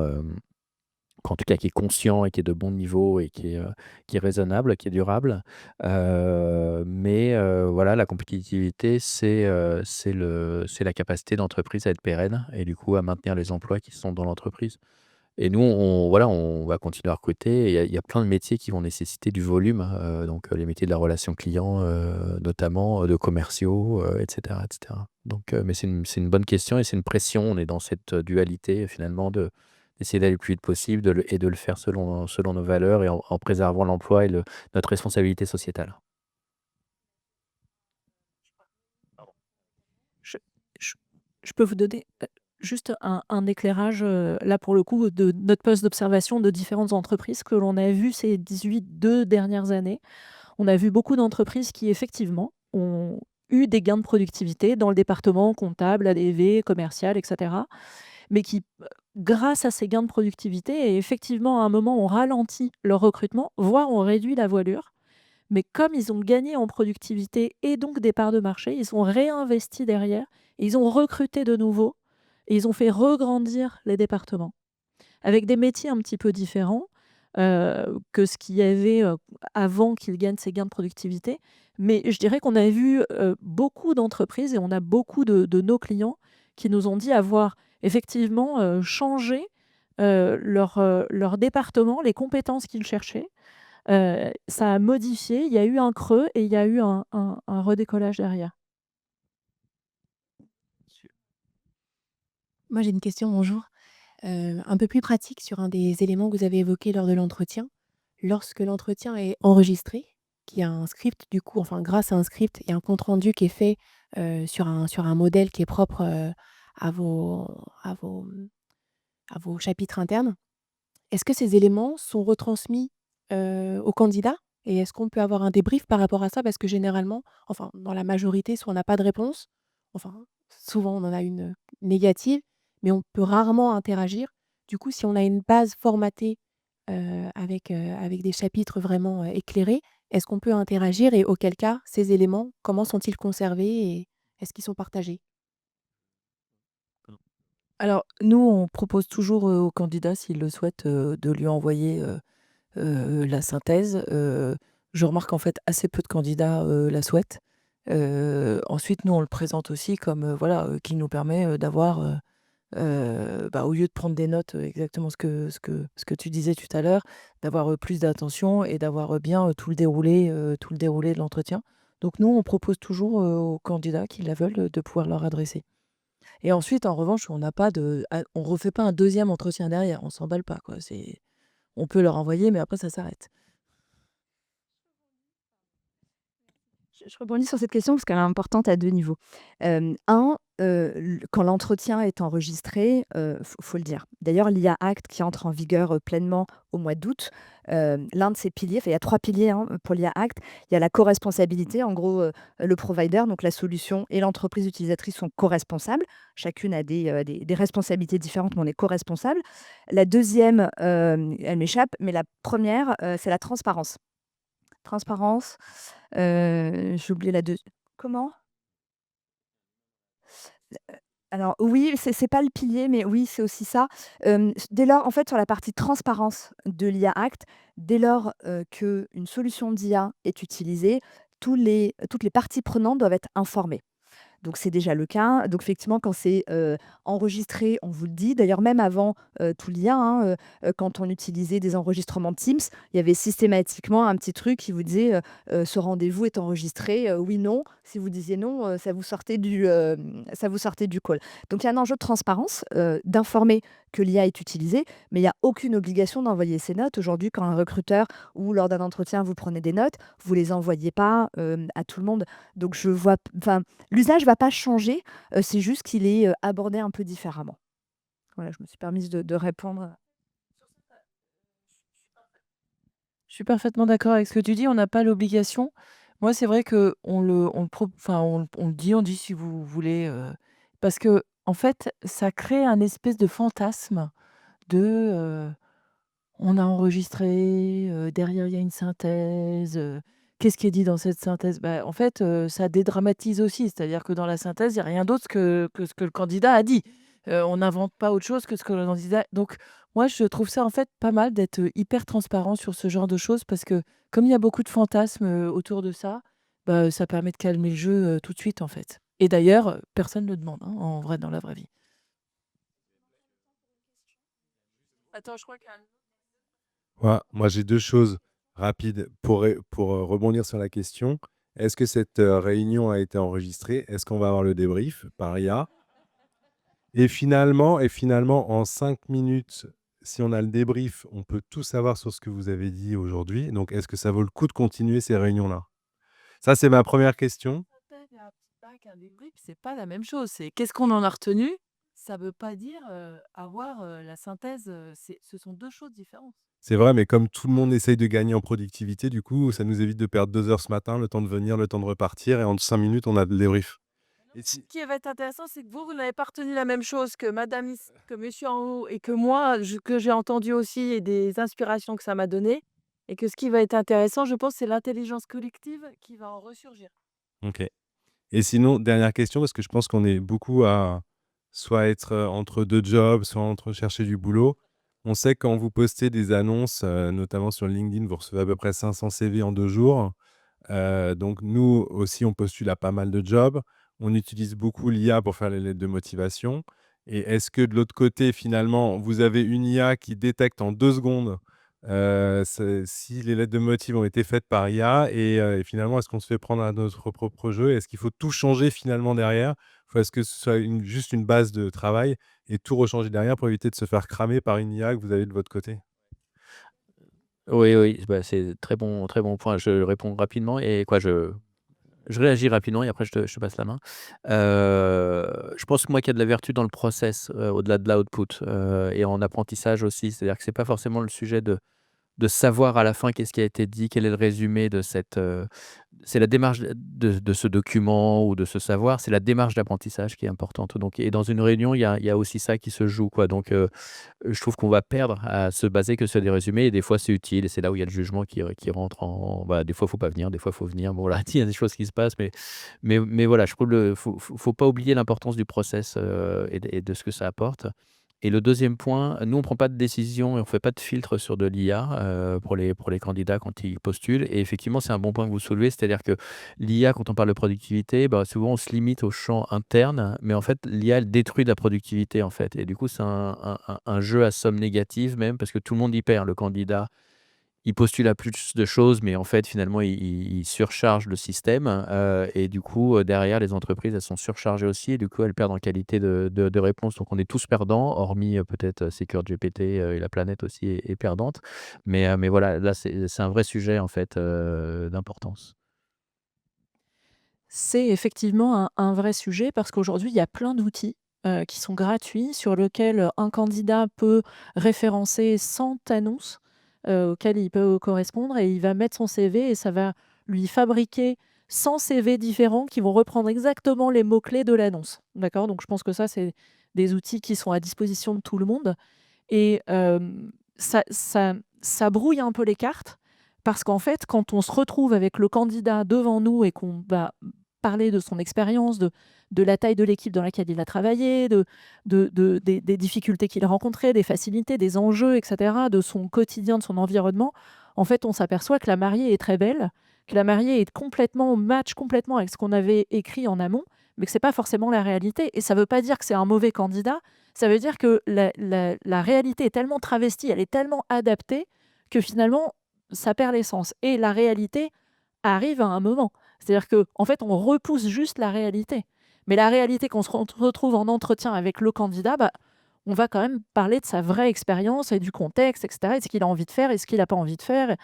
Donc, je dirais que moi, je recommande aux candidats de ne pas utiliser ces outils-là.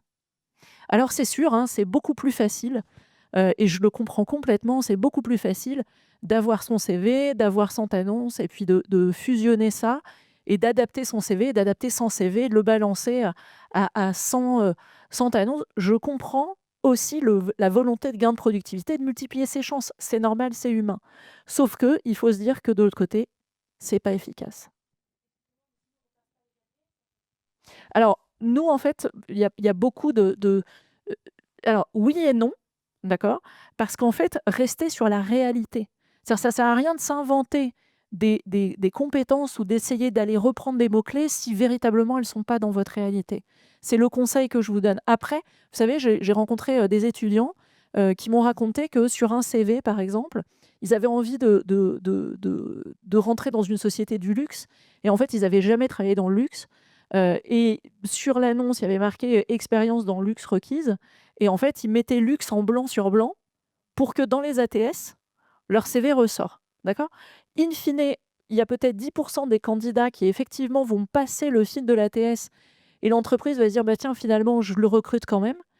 Mais ça surcharge effectivement, ça pollue, en fait, finalement, et quand vous vous retrouvez avec le candidat devant vous et vous apercevez qu'il a jamais travaillé dans le luxe et qu'en fait, c'est un artifice, bah, ça brise la confiance aussi, quoi. Donc je dirais que, voilà, c'est ce que je disais tout à l'heure, c'est-à-dire que plus il y a de l'IA, plus on a envie d'humanité, et notre rôle, ça va être finalement, d'arriver à trouver le vrai candidat qui correspond aux vraies compétences, aux vrais soft skills aussi, parce que ça, on n'en a pas parlé, mais sur toutes les IA, vous avez les compétences techniques, mais alors les soft skills, je peux vous dire que les IA, elles sont nulles pour détecter les soft skills. Et les ATS, encore plus. Et pourtant, c'est 90% de la raison pour laquelle vous allez recruter quelqu'un.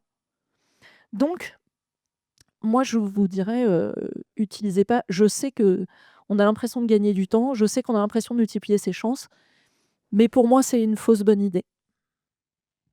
Je vais me permettre de répondre en 2 temps à la question. C'est une question sous-jacente, pardon, sur le est-ce que, il faut ou pas, est-ce que ça biaise ou pas? Et est-ce qu'on a une IA, voilà, en face qui permet de reconnaître?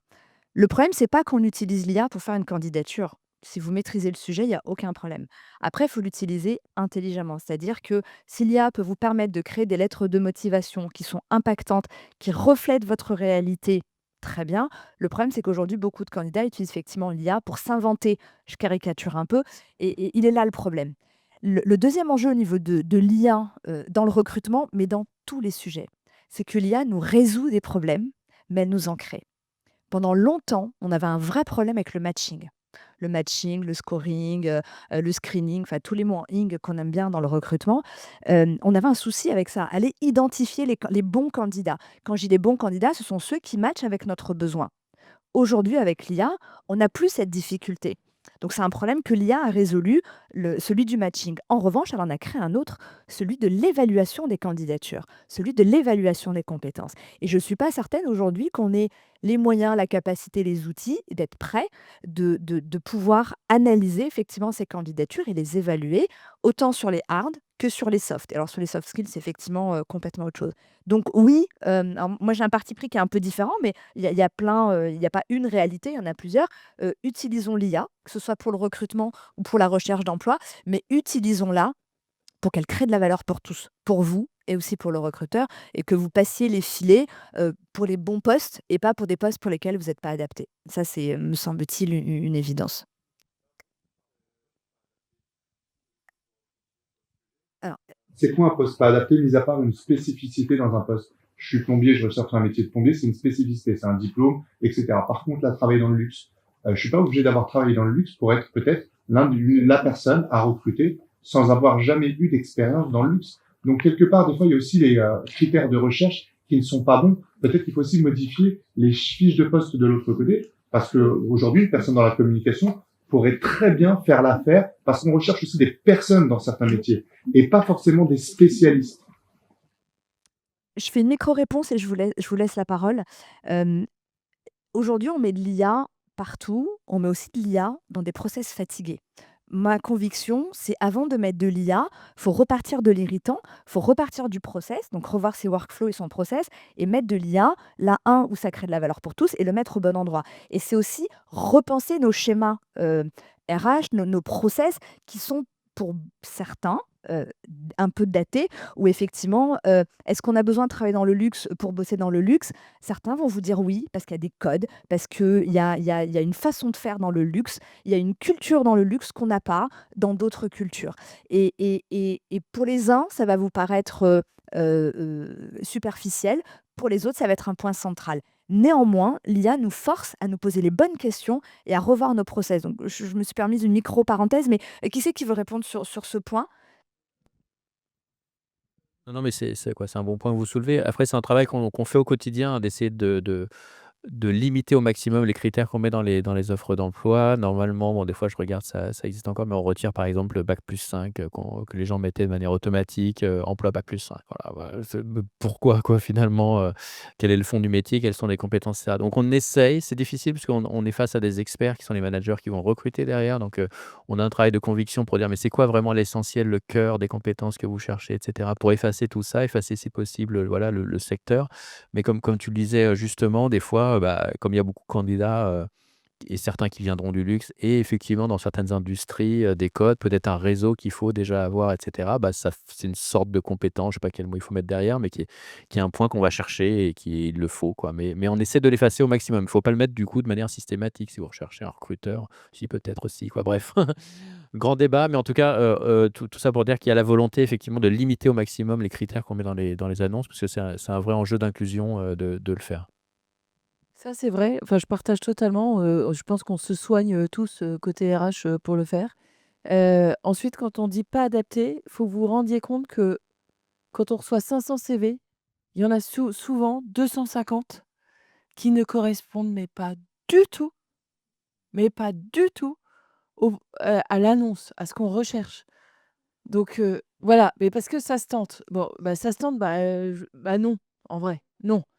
Je veux dire, quand, moi je recherche, quelqu'un, en RH, je vais pas prendre, quelqu'un, qui a, mais vraiment, et que je demande quelqu'un d'expérimenté. Je vais pas prendre quelqu'un qui, je sais pas, qui a fait du marketing ou de la finance. C'est évidemment pas ce sujet-là et pardon d'être direct, c'est pas ce CV-là que je vais sélectionner en premier. Sauf que pour arriver sur les 250 CV qui ont un intérêt à être regardés, finalement, là, je te rejoins, c'est que l'IA, ça nous aide. C'est que ça va nous donner du temps pour aller regarder ces 250 CV, là où avant, on devait en regarder 500. Mais évidemment qu'on n'en regardait pas 500. On n'est pas une armée dans nos entreprises. Donc, je pense qu'il y a un côté, il y a un sujet côté entreprise à faire un effort sur nos critères. Et aussi côté candidat, et je comprends très bien l'enjeu de multiplier ses chances, etc. Mais en fait, non, ça marche pas. Donc, il vaut mieux faire des candidatures ciblées parce que, un, vous augmentez vos chances et en fait, le système va s'assainir si tout le monde fait bien des candidatures ciblées. Cette fois-ci, ça s'adresse aux pires. Utilité, performance, efficacité, par rapport à ce qu'on est. La part de la créativité dans tout ça. Je réponds, j'essaye. J'essaye de vous répondre, d'accord? En fait, je rebondis sur la créativité et je fais un lien avec la question de monsieur qui est très juste. C'est-à-dire pourquoi est-ce que le luxe, pourquoi est-ce qu'il faut absolument, des critères? C'est là justement où l'intermédiaire, nous on challenge énormément les entreprises qui mettent des critères et qui veulent, dans l'idéal de l'idéal, elles aimeraient avoir quelqu'un qui a fait exactement la même chose dans une autre entreprise pour qu'il soit ce qu'on appelle plug and play. C'est-à-dire, je le prends, demain matin, il a un niveau de formation requis minimum pour qu'il puisse tout de suite être opérationnel. Dans la vraie vie, c'est pas la réalité. Parce que, encore une fois, je reviens sur l'étude, ce que veulent les candidats qu'on a faite. On a demandé aux gens, finalement, pourquoi est-ce que vous quitteriez une entreprise? Alors, le premier critère, c'est le salaire. Mais le deuxième, c'est pourquoi est-ce que vous quitteriez? Il y a la plupart des gens, c'est pour faire autre chose dans un autre secteur d'activité. Donc en fait, le rêve, le doux rêve de se dire je veux prendre quelqu'un qui a fait exactement la même chose et que je vais pouvoir embaucher, et c'est pas la réalité. Donc le consultant en recrutement aujourd'hui, l'intermédiaire qu'on peut être, mais au même titre que les ressources humaines vont challenger les opérationnels en disant mais en fait, ouvre tes critères et nous on va aller poser des questions sur mais finalement pourquoi il faut absolument une expérience du luxe? Et on va aller questionner énormément pour quel objectif? Pour quel objectif? Pour quelle raison? Qu'est-ce que vous cherchez à satisfaire? C'est quoi derrière l'enjeu d'avoir quelqu'un? Vous êtes une société du luxe vous voulez absolument quelqu'un qui a travaillé dans le luxe. Et en fait, on va aller tirer et ouvrir les possibilités, le champ des possibles, parce que quelqu'un qui a peut-être pas travaillé dans le luxe, mais a travaillé dans quelque chose de tout aussi exigeant, par exemple la médecine, avec un public très exigeant, on peut tout à fait trouver des ponts. Et donc, en fait, quand vous parlez de créativité, je fais un point avec, un pont avec votre question. Bah, la créativité, c'est aussi la créativité des gens comme nous qui vont être d'aller trouver des solutions peut-être plus larges, pour aller, trouver des candidats, non pas pour prendre exactement, le plombier qui va faire, exactement ce qu'il a fait avant, mais d'essayer de trouver peut-être de trouver des gens qui vont avoir les aptitudes pour pouvoir apprendre. Parce qu'on a tous envie aussi, quand on change de métier ou quand on change d'entreprise, c'est d'avoir une part d'apprentissage, une part de nouveauté. On n'a pas envie, et ça on le voit, et nos candidats ils nous le disent tous les jours, j'ai pas envie de faire exactement la même chose dans l'entreprise de la porte d'à côté. Donc il faut aller chercher cette part de créativité et c'est à nous d'aller challenger parce que les gens ont plutôt tendance à aller sur la facilité et donc nous, on va aller les sortir de leurs habitudes. Merci beaucoup. Est-ce que Mathieu ou Sophie, vous voulez répondre à cette question sur la créativité? Non, bah, la créativité ne nuit pas. Après, je pense que c'est facile d'avoir des idées en fait. Parce que l'enjeu, c'est l'exécution. C'est comment on exécute dans un environnement complexe des idées. C'est là qu'il y a de la valeur. Avoir des idées, c'est quand même assez facile. Vous réunissez des 5 personnes dans une salle, vous allez avoir plein de post-it. Oui, mais les mettre en cadence aussi. Bah, c'est l'exécution, voilà, qui est l'enjeu. Sur cette question-là, on oppose souvent l'IA et la créativité. C'est une vraie question. C'est une vraie question. Déjà, l'IA n'invente pas, elle n'est pas forcément créative parce qu'elle utilise ce qui existe déjà pour la retravailler et nous la restituer. Donc, c'est vrai que d'un point de vue créatif, c'est pas très créatif.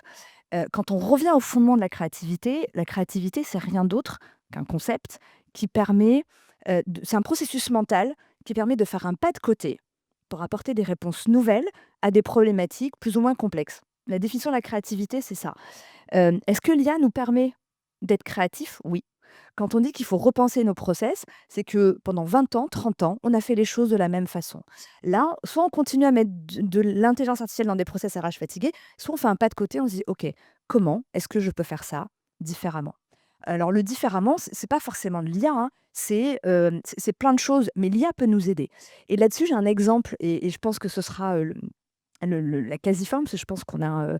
Je donnerai ensuite la parole à mes invités pour le mot de la fin.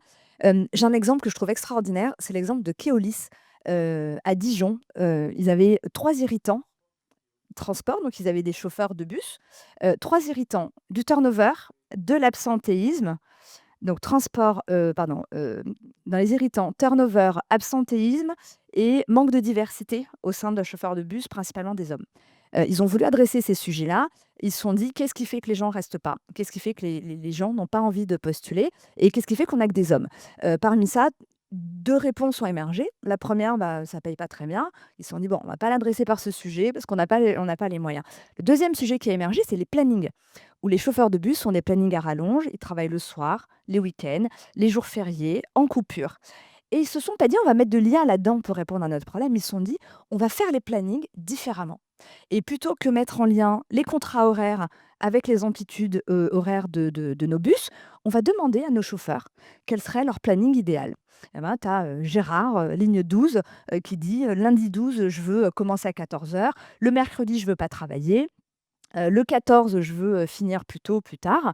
Et ils se sont dit: comment on fait ça en fait? Et c'est là qu'ils ont intégré de l'IA.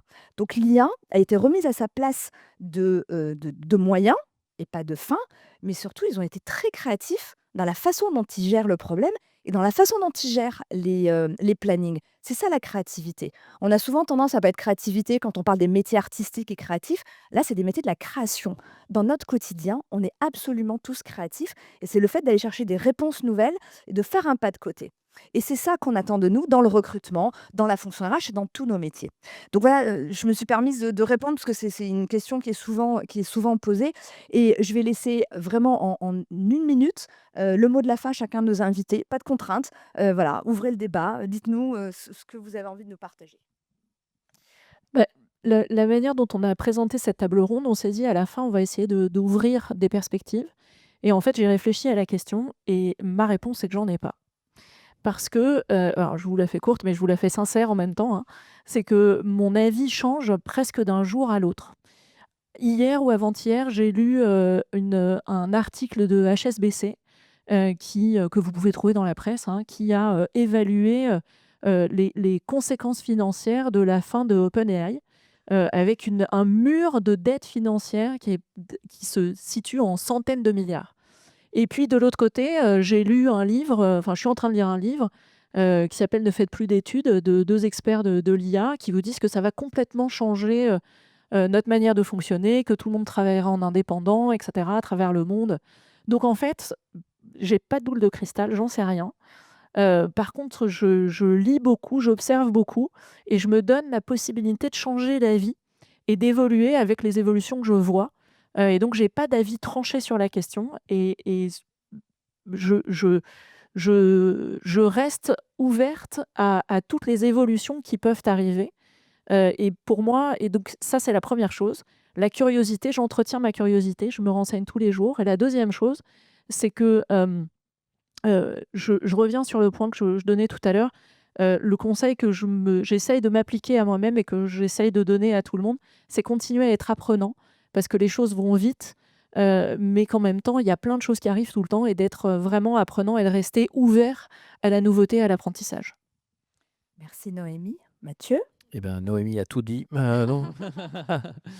Donc voilà, je partage tout ce qui a été dit. Je pense que oui, si je rajouterais quelque chose, je pense qu'il faut prendre le pari d'essayer de le voir de manière positive. Si on peut le voir de manière très noire, ce qui va nous arriver, ce qui nous arrive, c'est une possibilité. Bon, je pense on aura plus de bénéfices à essayer de le voir avec toutes les opportunités que ça va libérer. Et pour finir, je pense que le point de l'apprentissage, de se remettre en cause, que vous soyez alors si vous êtes en recherche d'emploi, c'est une situation, voilà, qui est des fois un peu compliquée. Donc là, vous vous remettez en cause de fait par structure, même si vous êtes en emploi, en études, et cetera, tout le temps vous remettre en cause. Moi, je me remets en cause tout le temps. Je recherche, toujours est-ce que je suis employable ou pas? Qu'est-ce qu'il faut pour être employable? Qu'est-ce qu'on recherche? Et cetera, et cetera. Ça, c'est important d'avoir ce moteur et d'apprendre, en permanence. Merci. Et Sophie, le mot de la fin, du coup? Eh bien, beaucoup de choses ont été dites. Non, évidemment, je partage la même chose et surtout, de l'appliquer, à soi, chacun dans son quotidien. C'est-à-dire, posez-vous toujours la question de: «Qu'est-ce que je peux améliorer aujourd'hui? Qu'est-ce que je peux faire différemment et quels outils je peux utiliser?» Et surtout, peut-être le plus important, n'ayez pas peur de poser des questions. On est dans un monde, tous les métiers sont en train de se disrupter. La meilleure façon d'aller plus vite dans sa propre évolution, c'est quand même de regarder ce que fait le voisin et de ce que font les gens à côté de vous. Parce qu'on n'a pas la réponse tout seul, on est plus intelligent à plusieurs, ça n'a jamais été, aussi vrai. Donc, appuyez-vous, sur les gens que vous avez autour de vous, dans vos entreprises ou si vous êtes en recherche d'emploi, autour de vous, de votre réseau professionnel et cetera, pour leur poser des questions de comment tu as utilisé l'IA? Comment tu t'es remis en question? Enfin, sur tous les sujets d'IA. Je vois, moi, aujourd'hui, en entretien, quand on pose la question de, comment vous avez abordé l'IA? Comment vous vous servez de l'IA? Vraiment, 2 personnes sur 3 ne savent pas répondre à cette question ou répondent de manière hyper macro, genre conceptuelle: «Est-ce que l'IA va, révolutionner, le monde et le monde du travail?» C'est pas ce qu'on demande en entretien. On demande précisément aux gens, c'est: «Quelle est l'expérience que vous avez faite de l'IA dans votre quotidien et au travail?» Peut-être que vous n'avez pas eu l'opportunité d'utiliser l'IA dans votre précédente boîte et c'est OK évidemment parce qu'on est à ce moment-là tout à l'heure Lubna le disait, on est au début. Mais en revanche, si vous répondez que, bah, déjà vous dans votre quotidien, vous l'avez intégré, vous avez utilisé ces outils-là, vous avez essayé ça, bah, qu'est-ce que ça montre aux recruteurs? Ça montre aux recruteurs que vous êtes curieux, que vous essayez de chercher à comprendre, de voir comment ça marche. Vous vous projetez déjà dans tiens, qu'est-ce que je pourrais en faire dans votre job? Et nous, on ne demande pas autre chose que ça. On ne vous demande pas d'être des experts de l'IA. On vous demande d'avoir les aptitudes de curiosité et d'envie et de vous être intéressé au sujet. Donc, voilà, moi, finalement, mon meilleur conseil, c'est vraiment celui-ci et ne soyez pas, inquiets de ne pas savoir et de ne pas l'avoir déjà expérimenté, mais montrez plutôt votre envie et votre aptitude. Super. Un grand merci à vous 3. Merci à vous également d'avoir été, aussi, actifs sur la phase de questions-réponses. Je suis désolée, j'ai vu qu'il y avait beaucoup d'autres questions, mais le temps presse. Un grand merci à vous et puis je vous souhaite une belle continuation. Nassim, tu veux dire un mot?